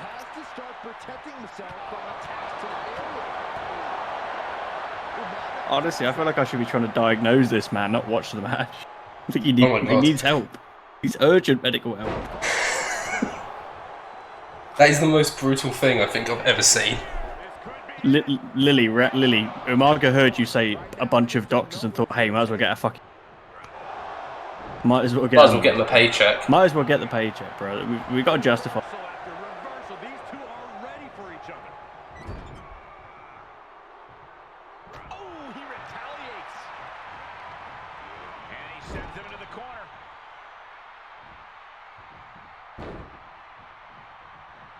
Where are we going? Oh, no. Boom! And now Jack could be closing in. Oh my god. Don't tell me. Not again. Don't tell me this is going to end up being the five-star classic. Is there I don't know what the extra star would be for. Fucking epilepsy replication. Oh my god, Oh what is... my god, he's done it again. Oh my god, it's gonna happen again. No. Ugh. What's wrong? What is actually wrong with this man? He's not a man. He's literally just. He's a Another sick one. freak, Mick Foley. He's a He's got another one. sick individual. He's a sick individual, Mick Foley. He's doing a whole He's also a bit brain dead as well, which kind of makes it a little bit harder to take it seriously. Umaga genuinely looks. Oh my god. Oh! Umaga genuinely looks dead, by the way. Oh no. No fucking way. He didn't kick out of that. No Fuck off. fucking way did Umaga just kick fuck out off. of all No, that. this isn't real. This isn't actually happening. What the fuck? He's going to have to detach that head from his damn shoulders to not kick out with two, apparently. What is happening? Like, what? Like, usually my shows like do bamboozle me a bit with all the wacky stuff that's going on. I genuinely, this pack here, I don't know what to do anymore. My disappointment. We have just immeasurable. seen a man be permanently crippled 4 times and kick out.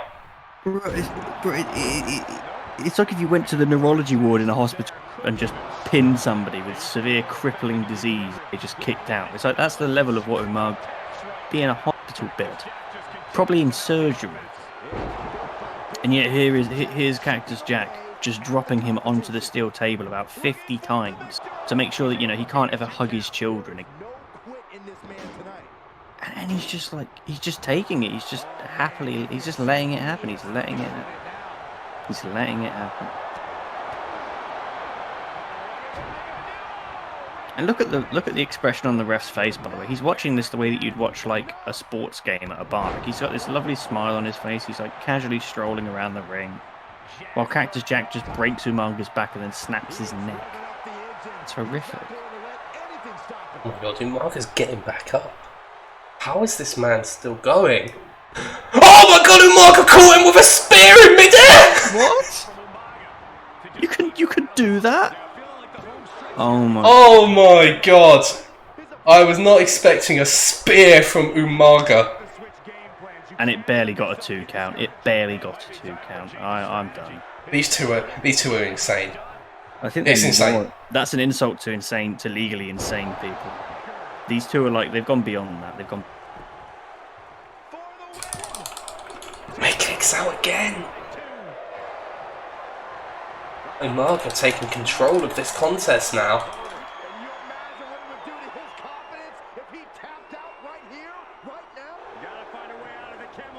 This match has been amazing. It's probably been the best wrestling match I've ever seen, to be honest. I know Cactus Jack. I know he's really. Oh my god, the Samoan drop. Oh no. I don't think he can drop Jack quite as badly as Jack has dropped him, but he gave it a good go. He gave it a good go. Oh my god, Umaga now lining him up for the Samoan spike. No. Foley with the roll up to steal it. Good. Oh, he still kicks out. I mean, I think the ref being out of position is the only reason that. Honestly. Knowing my luck, this is going to get 2 bloody stars or something.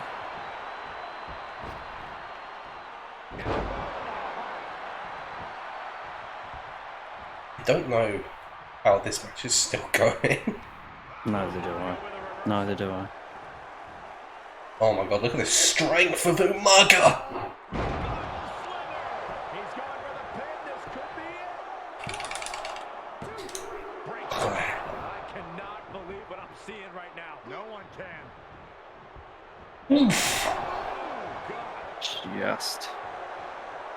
Honestly, I feel like somehow Umaga has managed to do more damage to Cactus than Cactus has done to him. I don't know. I don't know how I can sit here and say that. But honestly, he seems to be having a better time getting out of these pins than Cactus is. And that by itself is just so absurd. It's not even. It doesn't even bear thinking about. It doesn't even bear thinking about. Back and forth relentlessly. Headbutt to the back of the neck. Chancery. And now a vice grip on the shoulder of Cactus. Shoulder, that's gotta hurt. Oh my god, what have we said? He's gone for the Samoan spike again! And again Cactus Jack gets out of the way. Ooh, stiff punch. Using his elbow as a weapon. Looking a little out of it up on that turnbuckle. What is this match? Oh, that's a lot of weight on the top rope right now. Oh, these two behemoths. No way. No, you can't do this.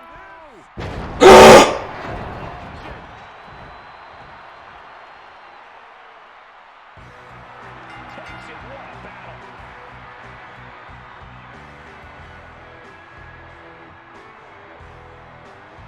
Oh my god!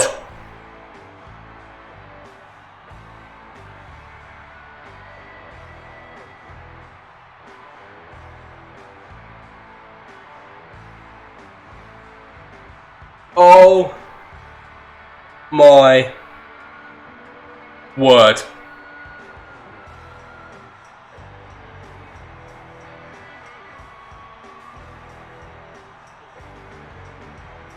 Guys, we're just gonna sit here because Madge actually left just before that.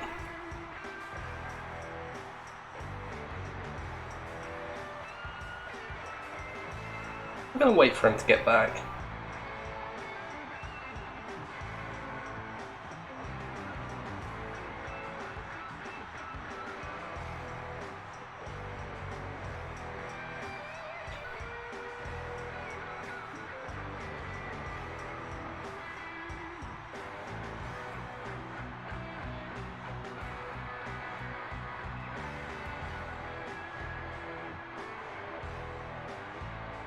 So, guys, how do you feel about that? Does that warrant a 5-star? I mean, I'd agree.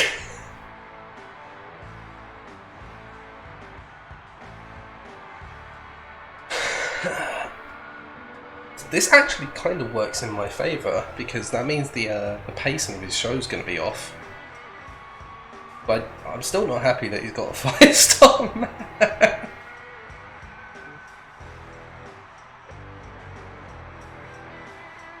Yes, but I'm still this Randy and get this rating as well. Wait a minute. No, this is. My guy, you just. Yeah, I just you left at the worst possible moment. I was genuinely like speechless for a solid minute. I'm actually devastated.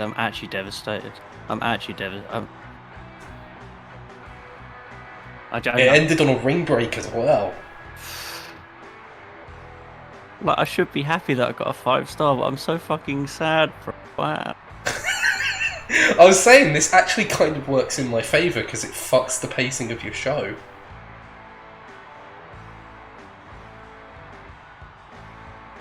Right, it does as well. How can I be punished for having a 5-star match? Oh, I mean, you might. I mean, you could still win. Like, don't say. This game works in mysterious ways. I don't fucking understand. I could still win. The guy who crashed the Titanic into the iceberg could have steered left, but he didn't, and I'm not gonna. And neither will I. I ain't gonna fucking win this shit. I'm prepared for pain and suffering. Only misery. Only misery. That's the way I'm going. That's only the second ring break we've had, and they've both been on Raw.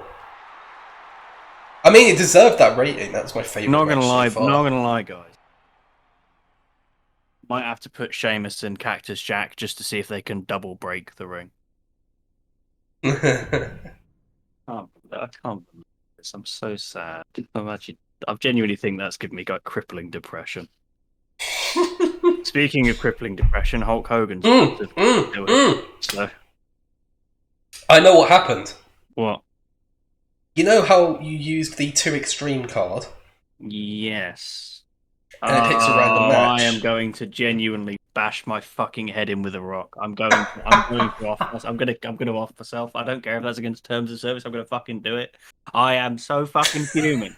I'm so fucking angry with myself right now. Can't begin to put into words how much of a fucking dumb cunt I am. I actually can't begin to verbally speak about how much of a fucking moron, how fucking stupid I am.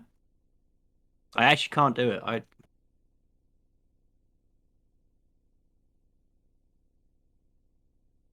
Oh my god. I can't believe what's happened here. I'm being punished for existing. I feel like I'm being punished for I don't even know anymore. I'm just gonna let Samoa Joe come out here and tear that wrinkled old orange looking yellow and red cunt a new one. Feel like I might feel like I'm alive again. And do you know what the worst thing is as well? Asuka versus Becky will somehow be a 5-star, despite the fact that it's a 2 out of 4 rivalry.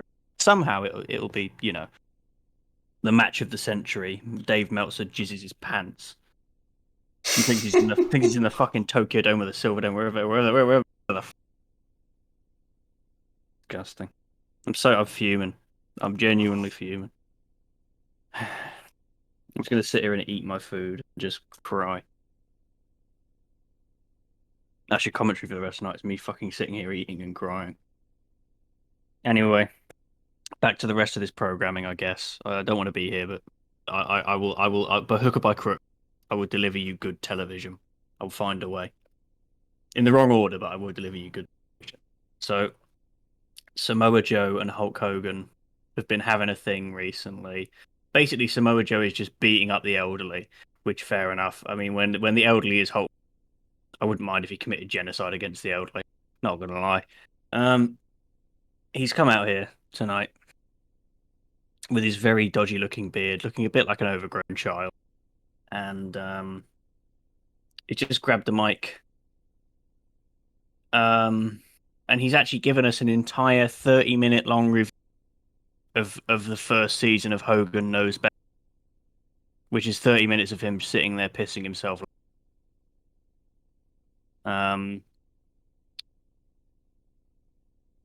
Hulk Hogan has come out walking at the speed of some kind of probably long dead dinosaur, which describes his career quite accurately as well, and started yelling and ranting at Samoa Joe about how he can't disrespect his family, and about how you know his family are the most talented, brilliant group of people, and how they love him very much. And Samoa Joe has basically just said, if they love you so much, why is she your ex-wife? And dropped the mic and left. So I liked it. I personally thought it was great, particularly the part where he made fun of Hulk Hogan for not having a spouse. I'm sure AJ Styles was probably crying about that in the back. You know, he understands the pain quite well.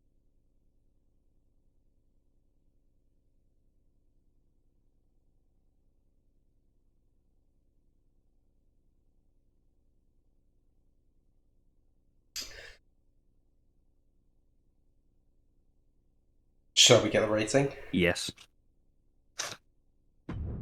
It was okay. Understandable, yeah. Okay's a Well, here's a chance for you to get back on the right path, so to speak. So I'll hand it over to you for this match. If this turns out to be like a 4.5 star, I will genuinely do something unprecedented, and not in a good way. But this is Becky Lynch, safe to say. It's pretty accurate to say that she's had no competition, no real competition as the Raw Women's Champion. She's decimated every single wrestler who's been unlucky enough to be put in that ring with her. But I think we might, in Alexa Bliss, have the one true challenger to Becky Lynch. We might have the one person who can prise that woman's belt out of her cold, dead hands. But if Alexa Bliss is going to do it and become only the second Raw Women's Champion this entire season, she's going to have to do it in hell, in a cell.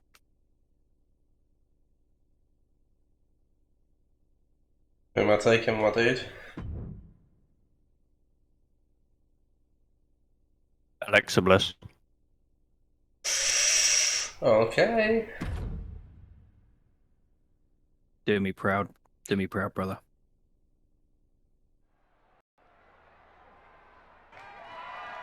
The following contest is a Hell in a Cell match and is for the Raw Women's Championship. The evil is mine. Well, it's the first of Raw's championship matches this evening. The women's title up for grabs, and here is the woman who beat Becky Lynch on Raw. She did indeed, and even though it was, I mean, it's only one win, and it wasn't a championship match, but to beat Becky Lynch in any form, no matter what the stipulation, no matter what the context, that in itself is a monumental achievement.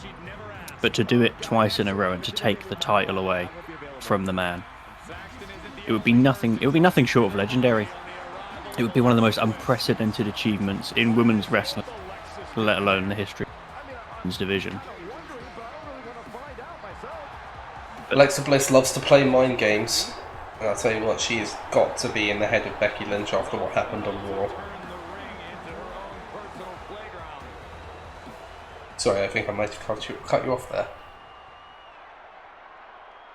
Not at all, but I think you made a very good point that when you win so often and with so little competition as Becky Lynch does, when the loss eventually comes, no matter whether it's a massive comprehensive defeat or whether it's a lucky pin, a sudden roll up, whatever, as was on this occasion. As it was on this occasion, exactly.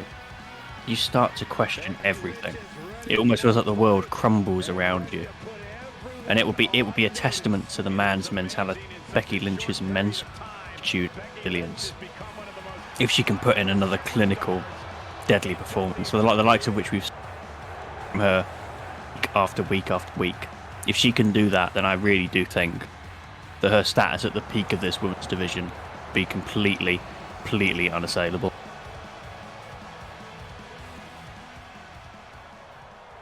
Perhaps if you're one of the women in the back watching on in this match, Charlotte, Asuka,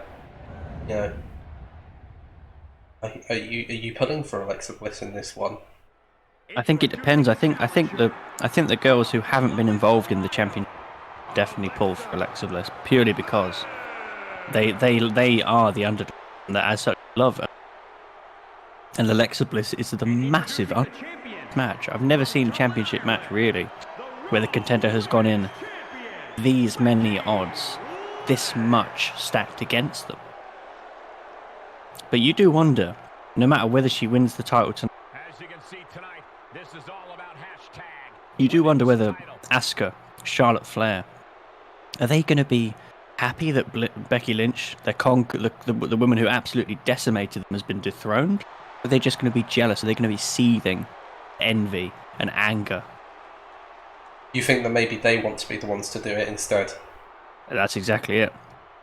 They'll be thinking that should have been me, and it could have been me. Well, they've both had their opportunities in the past. Neither of them have been successful. Now it's Alexa Bliss's turn to see if she can upset the odds in Hell in a Cell. Does not get remotely all of that crossbody.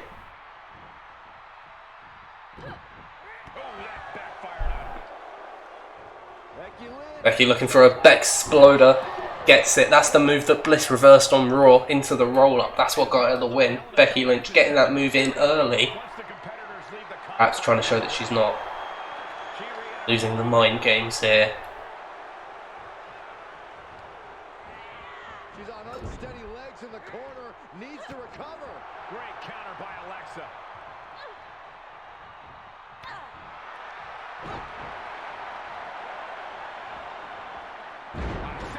Bliss with the first pin of the matchup. Only gets a 1, however. Fighting hard to stay in this match. Insulting. And Bliss with a slap to the face of the champion and then tossing her around by her hair. Confidence radiating from Alexa Bliss. Maybe that win will be... We talk about the psychological effect on Becky Lynch, but what about the psychological effect on the challenger? She has all the momentum, all the confidence heading into this contest. And you could argue because of that, really, she has all the pressure on. You know, Becky Lynch can win any way she wants.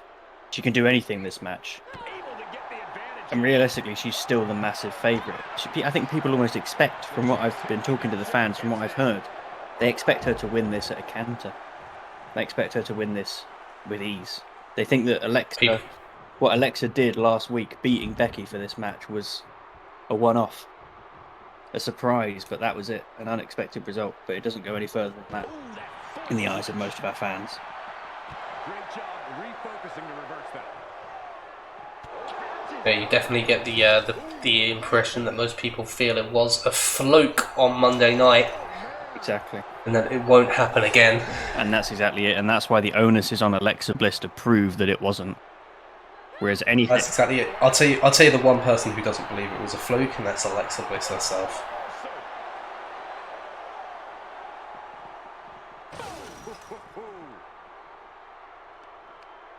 I believe you may have cut out there a little bit. I said the one person who doesn't believe that it was a fluke is Alexa Bliss herself. Yep. And fair play to her. One thing she has always had, Alexa, is an unbelievable amount of self-belief. But at the end of the day, the proof is also in the pudding, so to speak. She's got to prove by winning tonight that it wasn't a fluke. Becky nearly put Alexa through the cell with that spine buster. A very, very powerful spine buster too.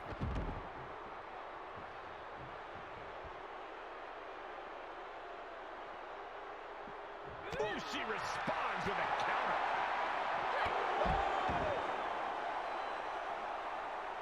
Constant back and forth on the outside of the ring at the moment.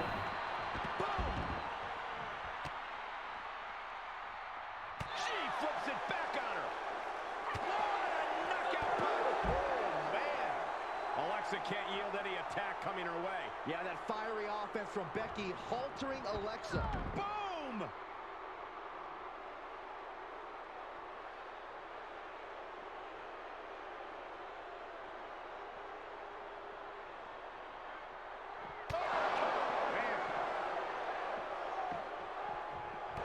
Becky just hammering away at Bliss on the outside. I'm sure the fans in attendance aren't best pleased with this. They can barely see. Yet more stellar work from our cameraman. They're almost as good as the ref. She gets Becky with a counter. Alexa might be able to start mounting something here. But Alexa has to push now while the window's open. Able to reverse. Boom. Oh. Oh my gosh, what impact. Oh. Bam. Ooh, look at her answering back. Another reversal. Eye for an eye here.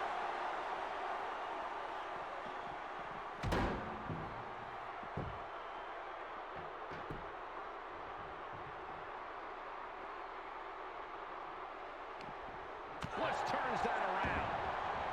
And returning to the ring. Caught with a clothesline. The effects of this match are showing on the champ. No matter what, you have to be happy with yourself for the effort you put inside the cell. Yeah, but you'd be happier with the win. She goes back inside the Bliss just whiffing that one a bit.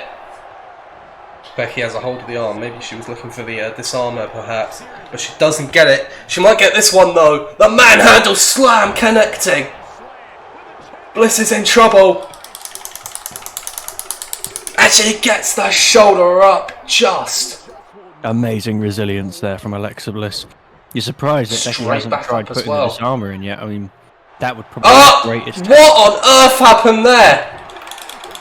Let's see this from the feet. Becky Lynch has the disarmer in, but Bliss fights out. Oh my god, she got out of the disarmer. I can't believe it. I think she's the first woman ever get out of that hole without a rope. She gets out of the ring. I mean, she didn't want to get put in it straight up. That could have been deadly for Alexa Bliss, but to get out of that disarmer, I don't think I've ever seen anyone in my time on Monday Night Raw get out of that hole without a rope. Incredible spirit, heart and determination from Alexa Bliss, and oh my god, she's gone to the top.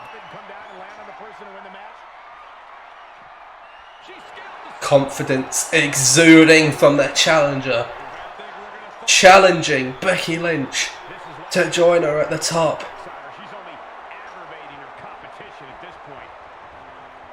Oh no! And Bliss just waving at Lynch.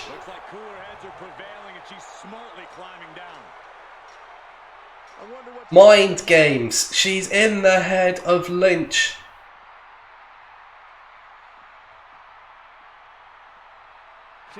And well, as Becky's head. As they say, what goes up must come down. It was an expert play, an ingenious bit of mind games from Alexa Bliss. It was superbly done, brilliantly plotted and perfectly executed.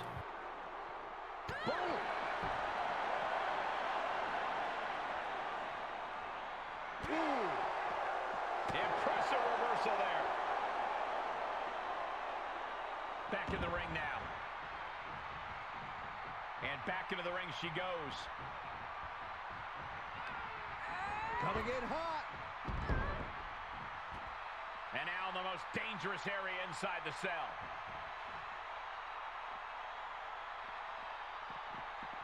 Reversal! What a counter! Coming back into the ring, back to the action. Big clothesline. Just dumping Lynch to the outside as well. On the outside, right by those cell walls. And she's pulled out a steel chair.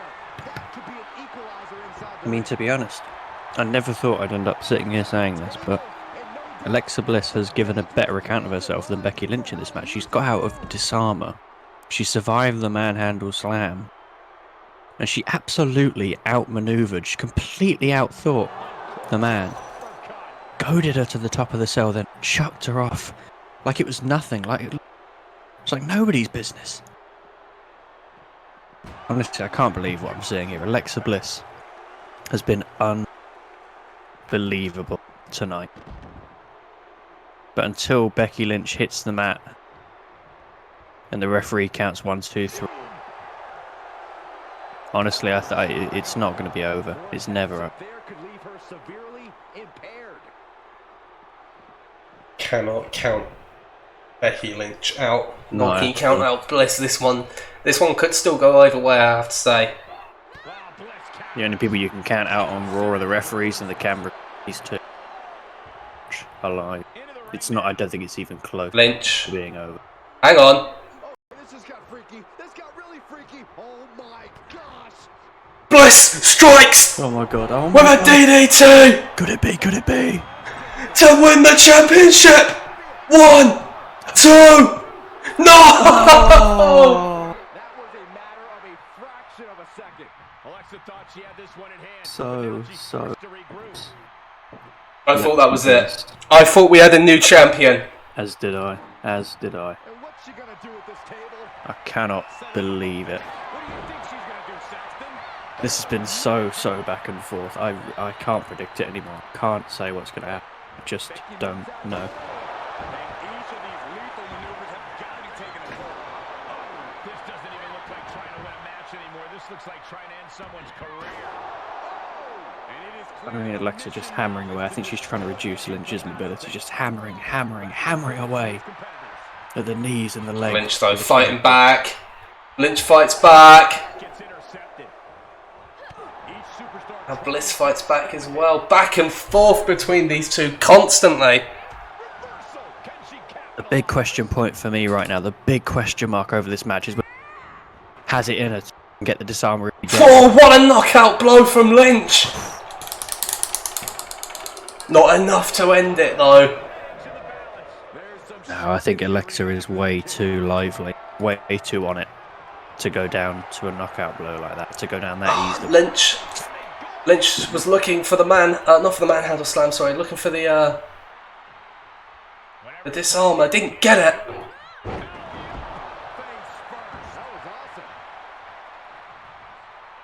Yeah, she's just... I think even if Lynch does lock that disarmer in again, do we really know what's going to happen? Do we really... Can we really guarantee?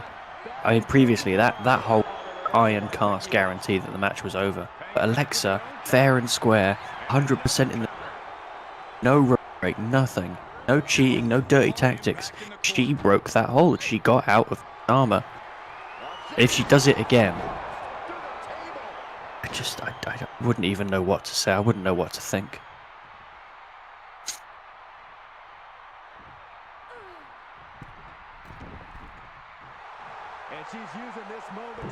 Oh, insult to injury from Bliss. That be it? Could that be it? And Bliss now in utter glee over the condition she just put Lynch in with that maneuver. Mat slam.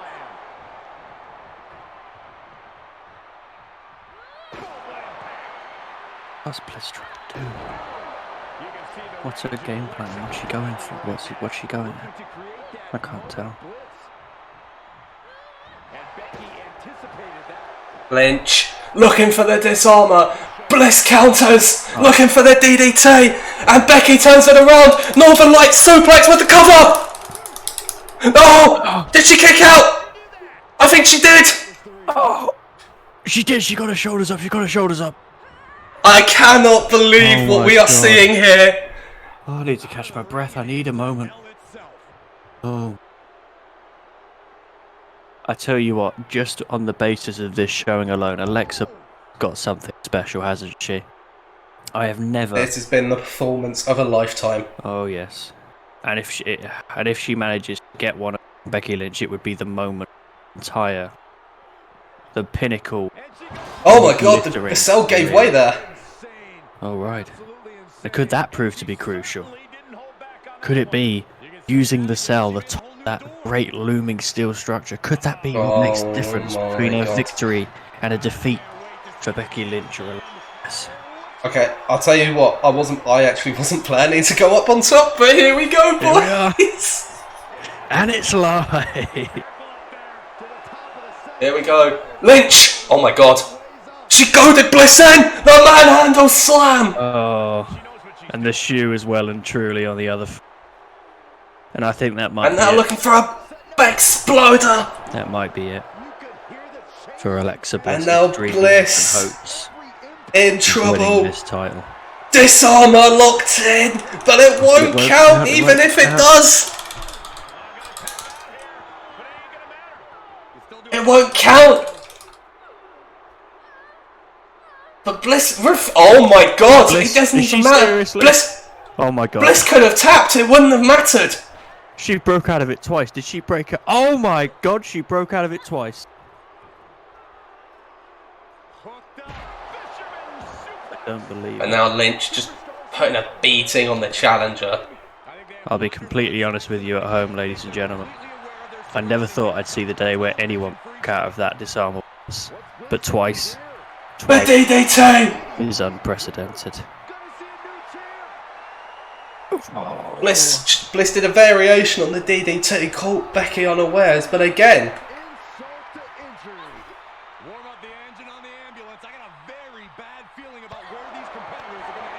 She drove, I mean, the way that Lynch's head was driven absolutely vertically into that steel mesh.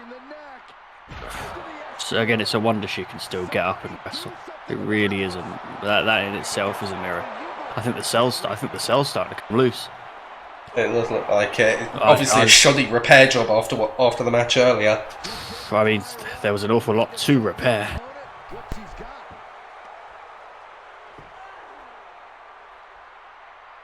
Who's gonna win? I honestly can't tell. I don't know. How could Nostradamus couldn't predict who wins this one? Who is going to walk out here with the title? No matter who does, I've got to say, haven't these two put on an unbelievable show tonight? They're showing, what a match! They're showing the sheer brilliance, the beauty of women's wrestling. To think how far we've come in all these years. Oh, they can. They go beyond playing with the big boys. They are the big boys now. And Lynch looking for it again. Disarmer on the top for a third time tonight. And if Alexa Bliss breaks out of this again. She's tapping, but it doesn't count. It doesn't matter. It's not in the centre of the ring. It doesn't count. And you have to say that even then, she lasted quite some time in that disarmer. She lasted longer or Charlotte Flair has ever lasted ever. That just shows the level that Alexa Bliss is working at right now. The sheer ability, the guts she has to fight and fight and fight. She's not giving Becky Lynch 1 inch, 1 moment's rest. This is beyond dangerous. This is more than reckless. No one should be up there, let alone performing these maneuvers.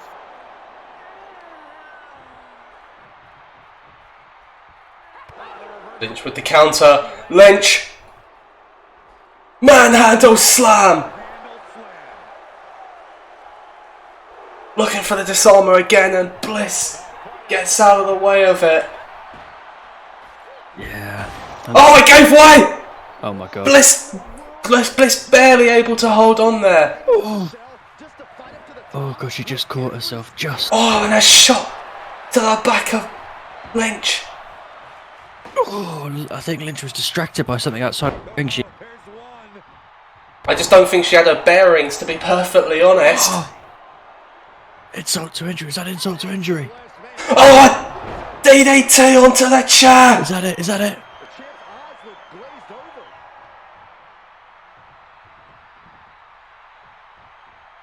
She's dragging her away from the ropes. Is that for a pin or is that for something else? Bliss, she's exhausted. Looking for Twisted Bliss. No, Lynch gets out of the way. Is it really going to be? Oh, no. Oh, God.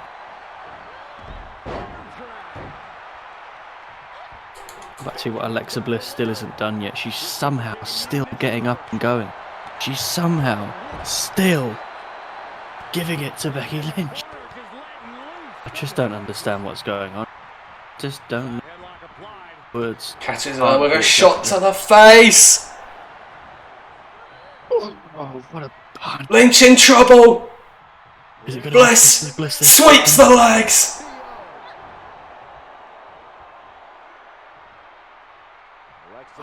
Oh, double knees. Oh my god. I tell you what, I don't want to count my chickens before they hatch, but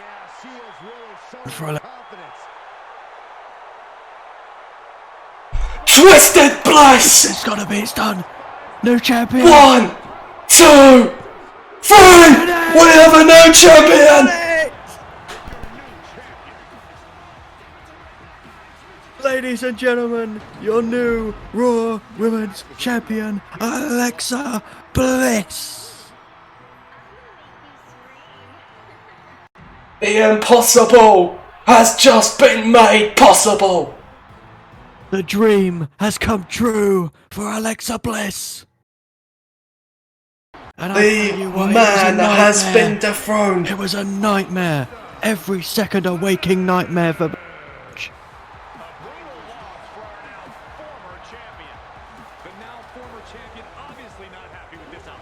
I don't believe it. I can't believe I didn't put this on as the opener. I feel ashamed of myself. I feel genuinely ashamed of myself. What a match. Absolutely incredible. That is the best match we've had on Monday Night Raw. And it's not even close. It's not even close. And it was 4 stars as well. Unbelievable. Oh, what a match. Do you know what, that almost makes me feel better. I'm so happy at the match. That was perfect. That was genuinely absolute. These are the moments that we are here for. They really are. Matches like that. This is why we love wrestling. Exactly. And we're about to see the other reason we love wrestling. The sodding Tic Tac himself. He's here. I never thought my headlining would be Japanese chap angry at large Tic Tac, but here we are. Here we are. Now, Nakamura, I will reveal some private personal information. What's been back on Monday. Just before this pay-per-view went on the air, Nakamura came to me, the king, regal in his crown and his royal attire. And he was absolutely furious. He threw the door open, slammed his fists in, and he screamed and ranted at me about Corbin, about dirty Corbin, about how he cheated to get the win, about how he blindsided him. He was throwing things around the place up. He broke a window, and he threw his fist at the desk, looked me dead in the eye, and said, "If you don't let me at Corbin again, I will destroy every single man in this locker room."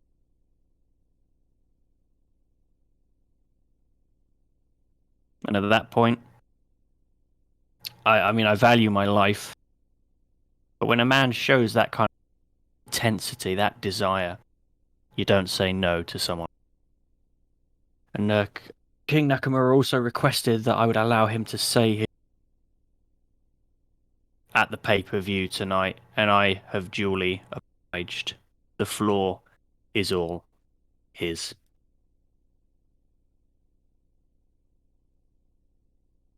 Ladies and gentlemen, since I faced off against Happy Corbin last week, I felt sick. I felt like I couldn't live, like I couldn't breathe, like I couldn't move, like I was trapped. Every moment of every day since, there's been images that flash in front of my mind of his dirty, disgusting, cheating ways, of how he screwed me, of how he stole my win, how he embarrassed me, humiliated national television. Well, I am not a joke. I am not a laughing stock. What I am is the king of Monday Night, the king of Strong Style, and I promise you this, Happy Corbin. When I'm done with you, I'll make sure you can never smile again. Next week, me, you, to bring the curtain up on the first Monday Night Raw. You're gonna wish I'd finished with you at the pay-per-view. So for the next week, I want you panicking, I want you trembling and shaking, I want you looking over, I want you listening out for every that might mean that King Nakamura is about to snuff your life out like a candle. And when I'm done toying with you mentally, I'm gonna break you physically.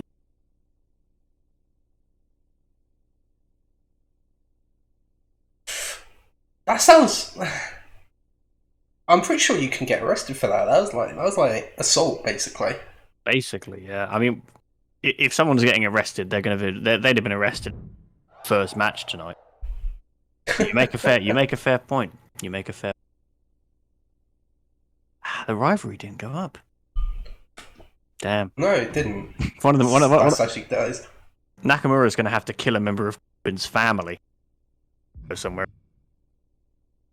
Ladies and gentlemen, it's time for Raws. main event. Yep. Now these two, you might call it legend on legend. You might call it icon on icon. Champion versus contender. Man on man. Ric Flair versus Shawn. Tables, ladders, and chairs.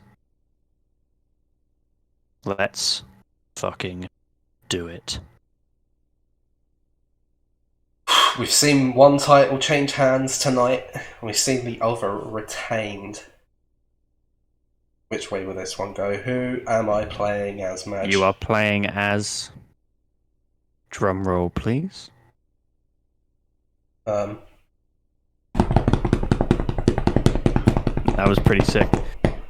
Ric Flair. Woo! Woo! Woo! Woo! Woo! Woo! The man that single-handedly won the men's tag match at Survivor Series, but the figure four isn't going to win it for him tonight. It's tables, ladders, and chairs rules. Does that favour Shawn Michaels? You could argue that Ric Flair was always more of a ground-based competitor. He always preferred to keep his feet firmly on the... That's where his strengths are. You know, the figure... Apply that on a ladder. Can't apply that on a table. You've got to be on the mat and getting down and dirty with your opponent. But let's be honest. We can look at it another way too. The Nature Boy. Is there anyone more timeless? Anyone adaptable? Anyone better in every single circumstance, in every single match, in every way of the word than Ric Flair, than the Nature? Personally, I don't think so. And I think if Shawn Michaels is going to lose that belt, then it's going to be tonight. Well, I'll put my 2 cents in. I'll put my thoughts in there. He says, "Is there anyone more timeless, more classic, more able to adapt?" One name comes to mind. The man he's about to face in the ring, perhaps. Exactly, Shawn Michaels. Yeah. And Shawn Michaels does have some advantages, no doubt about it. He's younger. He's always been more agile, but more of a high flyer than... Some people would argue that Ric Flair only has the same match again and again and again. That's a common criticism of the man. But let's be honest, if you were ever going to pick someone to watch time and time and time again, it would be Ric Flair, and it would be this man, the Heartbreak Kid. He has rediscovered and reinvented himself time and time and time again, and he's never slowed down or dulled with age. He just gets better and better and better.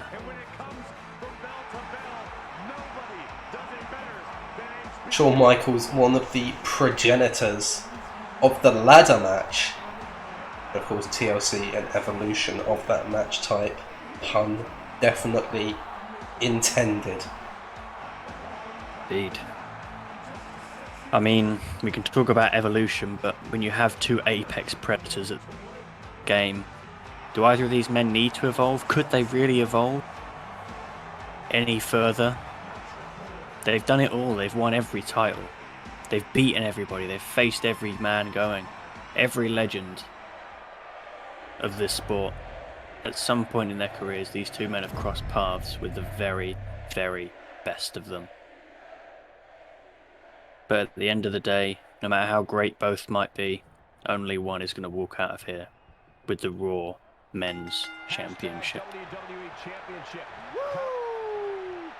Woo! Woo! Oh, you can tell he's saving us from having to sit through that. A rake to the eyes from Ric Flair.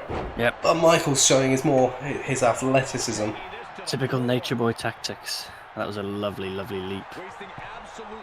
Defies logic, defies physics, and defies gravity, Shawn Michaels. But he does it with some sense of style, doesn't he?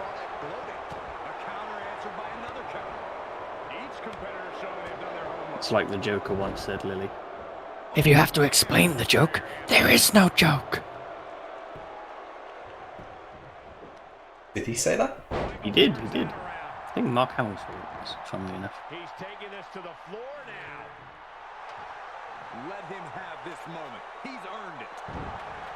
This isn't the smartest thing. And you almost wonder, it's such an interesting clash of styles, this one, that, Woo!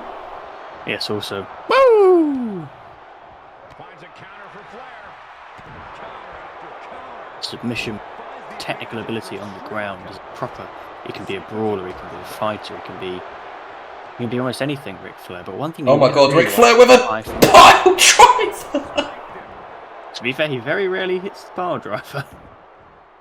And he heads out of the ring. No countouts. You know, honestly, I feel like we should have had a spinal doctor on hand for this entire show. We got good value for our money if we were paying a spine doctor to just stand by the ring and wait for somebody to get cracked. Honestly, You know, I always wondered why, as Michaels hits a flying elbow there, lovely. and an inverted atomic drop, and a body slam for good measure. I always wondered why the pile driver was banned, and then I saw Cactus Jack versus Umaga tonight. Yeah. What is Michaels doing? I don't even think it's versus Umaga, it's just Cactus Jack. It's literally just Cactus. Diving elbow drop from the Heartbreak Yeah. Kid, and this one could be over. Climb. Go for it. Climb. Reaching out. Looking to get the win. I'd be shocked if this is it, Michael. I'll tell you what, Michaels is much more effective at getting that unhooked than Orton and Owens were earlier. So. Yeah. There's actually, funnily enough, despite the age, it's been a lot decent. I mean, not just the Orton. Oh no, Rick! But Rick, no! Rick, get down from there, please. Rick, you need to take your meds. Calm down, Rick. From the ladder. A risk that could have easily backfired. Stop gloating. Ric Flair has officially fucking lost it, and the worst thing is he's about the 10th person to lose his mind tonight. The challenger. He did the Flair. Oh, Michaels is tuning up the bat. No, he was faking us out. That was an oddly abrupt cut-off. Very abrupt cut. Woo!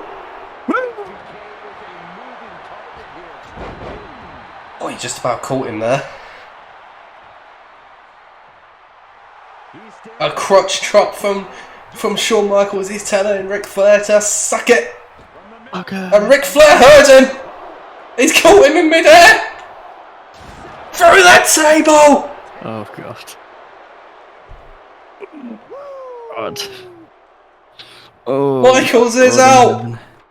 Michaels is out. Ric Flair to win the championship. Show Ric Flair, goddammit. Lord, help us all. Oh, could you imagine if Ric Flair to win a... Oh god, he's fallen. Can you imagine if Ric Flair wins a record 17th world title here tonight and he takes him down? I can imagine. Woo! And the form he's in tonight, I wouldn't put it past him.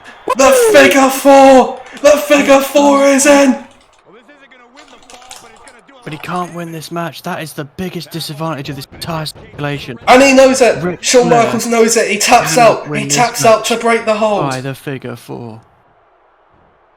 Michaels knows it and he taps out to break the hold. Blair has surely got a great opportunity.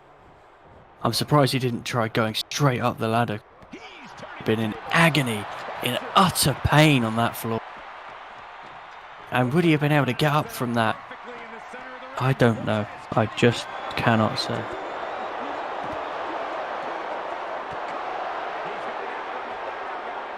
Back and forth between these two. Flair just driving into the abdomen tour of the Heartbreak Kid.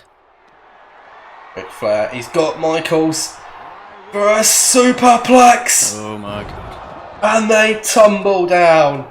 We could have a new champion. Oh my god. And if Flair can get that ladder repositioned, get to the title, he's gone out the ring. He's taken a moment to shuck and jive, style and profile. Styling and profiling. Woo! They've got tables. Woo! He steps foot in the ring again. Oh, yeah. Let's just all take a moment to truly appreciate. But will the shucking and jiving, the styling and profile, Continental, will it ruin Ric Flair's chant? That breaking, astounding, perhaps never to be 17th title. Michaels taking offence with the positioning of that table, sets it up in the corner, and he saw it coming! He did. Michaels with the incredible wherewithal. Now looking for a pile driver of his own, and he gets it! Indeed he did. Oh my god, Michaels! He's tuning up the band! Ric Flair! Woo! Michaels literally giving his leg to Ric Flair for the figure 4 to be locked in, and he's tapping again. Goodness me! I mean, we've seen the death of the disarmer tonight. You could argue, but the figure 4 is alive and well tonight.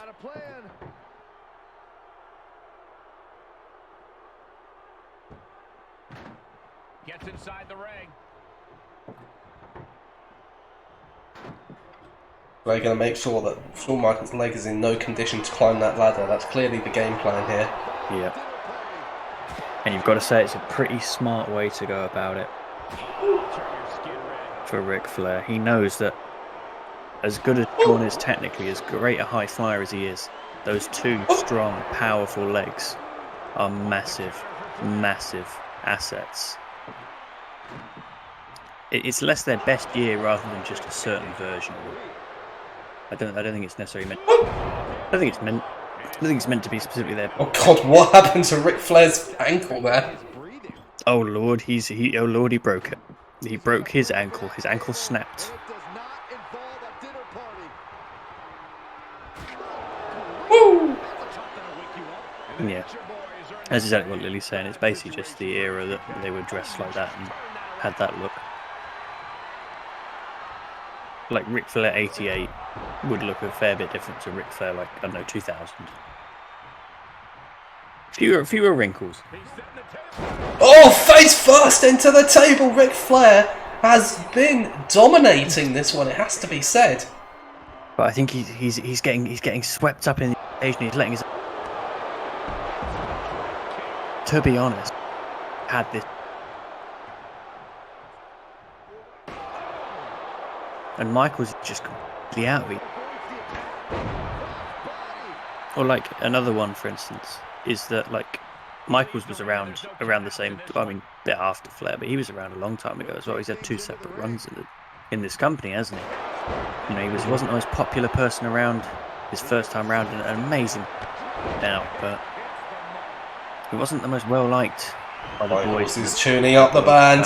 Or looking for a bit of switching music, and this time he gets it. Flair is out cold, but Michaels needs the ladder. Oh dear, Michaels. Oh, Shawn.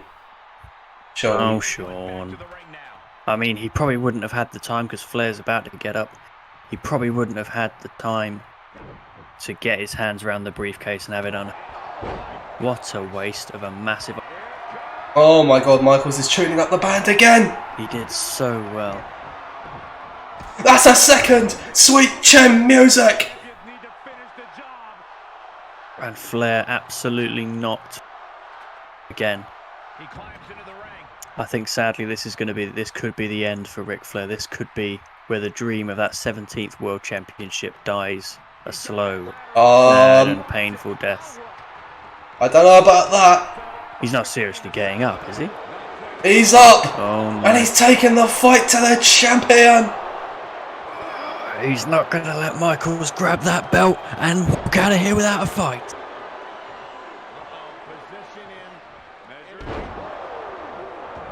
I don't think he quite knocked Shawn out. Oh, that may well do it. For sure.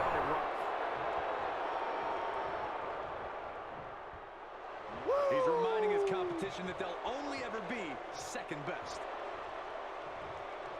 Flair in the face of Michaels. He's begging Michaels not to do anything. Oh! Flair went low. Michaels saw it coming. Yeah, he telegraphed that a little bit too much. I know he went a little overboard with it on that occasion. It wasn't a Flair to the top. What's he done there? What a mistake from Ric Flair. But it's not going to matter from the looks of things. No, Michaels won't have anywhere near enough time to start getting his hands on the belt.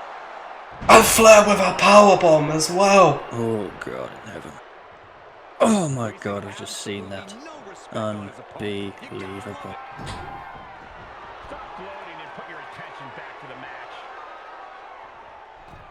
Flair just taking the time to mock Michaels to play to the crowd. Oh, face first into the ladder. Oh God. And again he let the desire for showmanship get in the way again there. Again, Michael doesn't have enough to capitalise.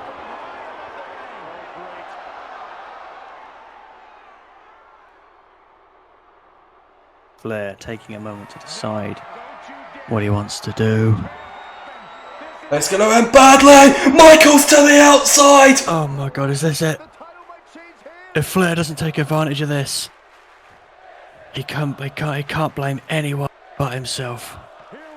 Drags his feet up. Flair up the ladder. He sees the gold. He feels it. He can. Shut. Is it time? History made tonight. Woo! Ric Flair is the 17-time world champion. And you have to say, Ric Flair put on an absolute show. It was pure spectacle, pure theatre from the Nature Boy. And as much as it probably surprises everyone, he deserves to have that belt around his waist. Look at the emotion in his eyes, the joy on the face of Ric Flair. Look at what it means to hold that belt, perhaps for one last time. I can't believe it. I've put on such a good show tonight. You've actually put on a better show than I have. An unbelievable show, and I was going to say this to you earlier, but it will be that one match that fucks me over. That one match.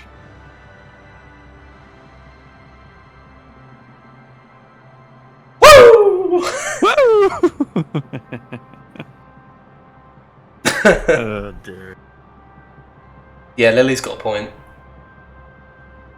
To be fair, I mean, yeah. To be fair, he does look but you know, in the heat of the moment, we all get a bit carried away. Particularly Ric Flair, he got carried away like 5. He did more aerial spots in that one match than he'd done in his entire career. Let's be honest. Right. Oh, I'm getting nervous. No, I always get nervous. You have nothing to be nervous about. No, but this game's fucked me over before. I don't trust it. Yeah, but you're fine. Just give it to me. I'm prepared to lose. I'm happy because I'm conflicted. Put on a wonderful, wonderful show, but I know I've lost. I just know. I know I have. So let's get it out of the way.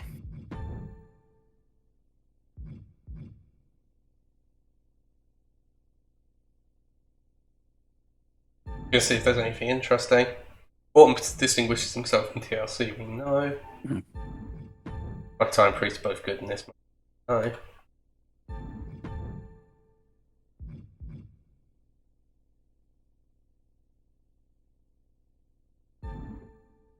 Over on Raw. Famous is getting Extreme Rules.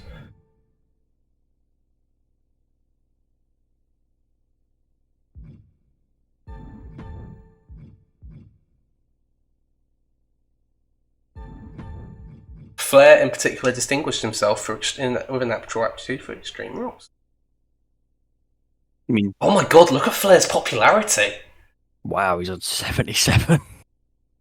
Crikey. Good Lord in heaven. Alright, Nah, let's you get to... honestly, never felt predicting in my life. Okay, alright. I have no idea if that's good or not. I don't even want to see this. I don't even want to see. Hands Hitman 619. So that rivalry between Reigns and Pete Dunne finally settled. Can't wait to see the aftermath. Tap Out Messiah 95. Give me more shows like this. SmackDown tonight was so good.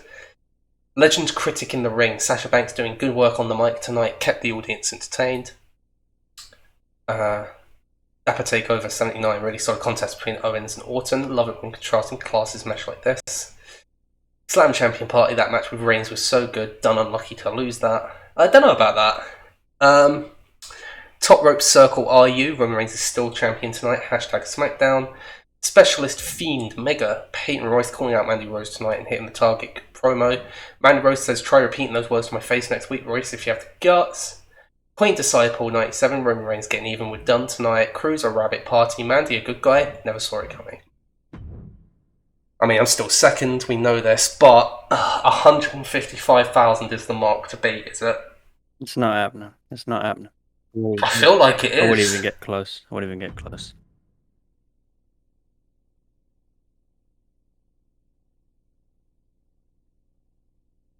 Oh, yes!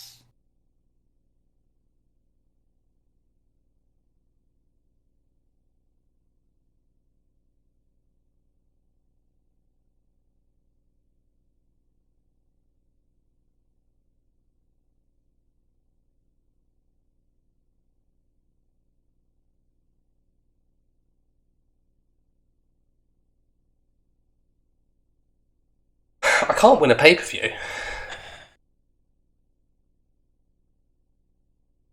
I'm stunned you haven't won that. I mean, I really... Like, Maybe the title. I don't know. Whatever. Constant Warrior 91. So that rivalry between Cactus Jack and Umaga finally got settled. Glad to see Cactus Jack have the final word. Undefeated Champion 75. Tonight's Raw was amazing. Undefeated Cyborg Mega. Flair is such a natural at TLC matches, and you see this more often. Dead Striker Skater. That Raw show picked the wrong fight for the first match. Cactus Jack vs Umaga should have been the opener. Chairwoman 83, Sheamus is the reason to watch Raw. Why doesn't he get a title match already? Heartbro 96, hey Raw, whatever happened to the rivalry between Braun Strowman and Mansoor? Let them fight, let them fight. SmackDown Kicks 87, Styles trying to sell us stuff tonight, but at least it was fairly entertaining. Fighter Destroyer, Flair's match is my favourite part of tonight's show. Would love to see Shawn Michaels get a rematch. Muscle Dude, Ric Flair takes the belt. Wow, Shawn Michaels not happy about that. And about time, he's been looking stronger than Michaels for weeks. Suplex Savage Stream. Really like tonight's match. Cactus Jack and Umaga, one of the better pair of classes in ring. And just like that, my good efforts of the last 2 weeks are wiped out completely. Clash of Champions is the next pay-per-view. Big E, hey, my contract at SmackDown is up at the end of the week. I'd be interested in staying, and the cost would be $105k. how much? Oh my god. That's ridiculous.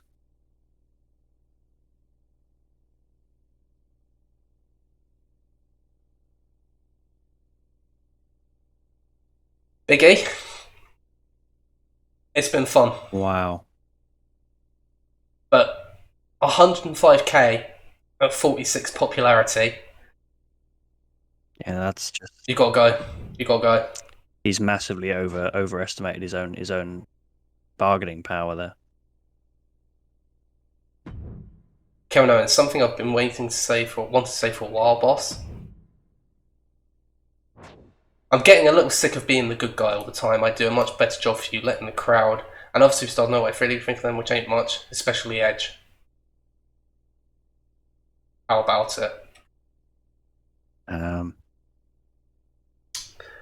Fuck it, let's do it. Respect. Awesome, I can hardly wait to unveil this new version of myself. Owens cheated me in that last match, and I want a rematch in the next 2 weeks.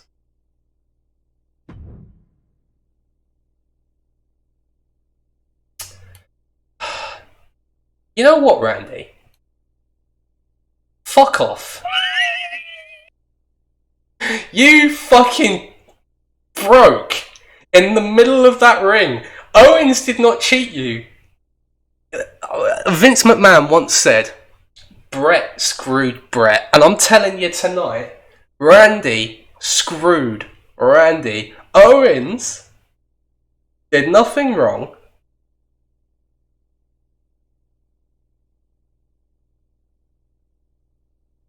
Did nothing wrong. Orton, shut the fuck up. What? Why are you protecting Owens? I thought I could trust you. Protecting you, big man? He's protecting you, big man? I'm protecting you from having another mental episode. Has this guy seen the state of himself? Oh my god. Honestly, I don't know how a fucking scumbag that, to be honest. Genuinely got no idea.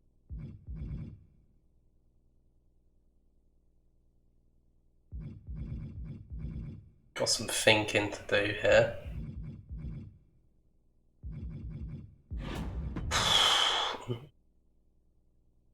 Okay.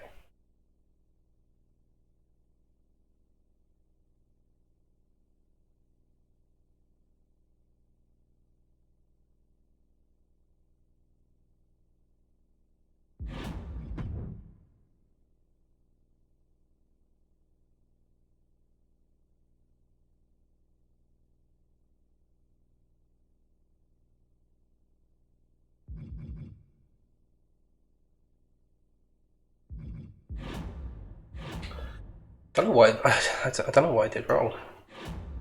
I actually don't know what more to do. Ensure that Bailey cuts a promo this week. I'll think about it, Triple H. Right, well, you know what? I'm not going to complain about it because, on the one hand, I think in terms of how we understand that this game works, it doesn't make sense. No. In terms of the pacing. Yeah. However, if we look purely at the ratings, you did put on a better show than me, so I don't think I can argue too much. See, I think that's it, but then sometimes the goalpost is very unfair on you because the goalposts keep changing.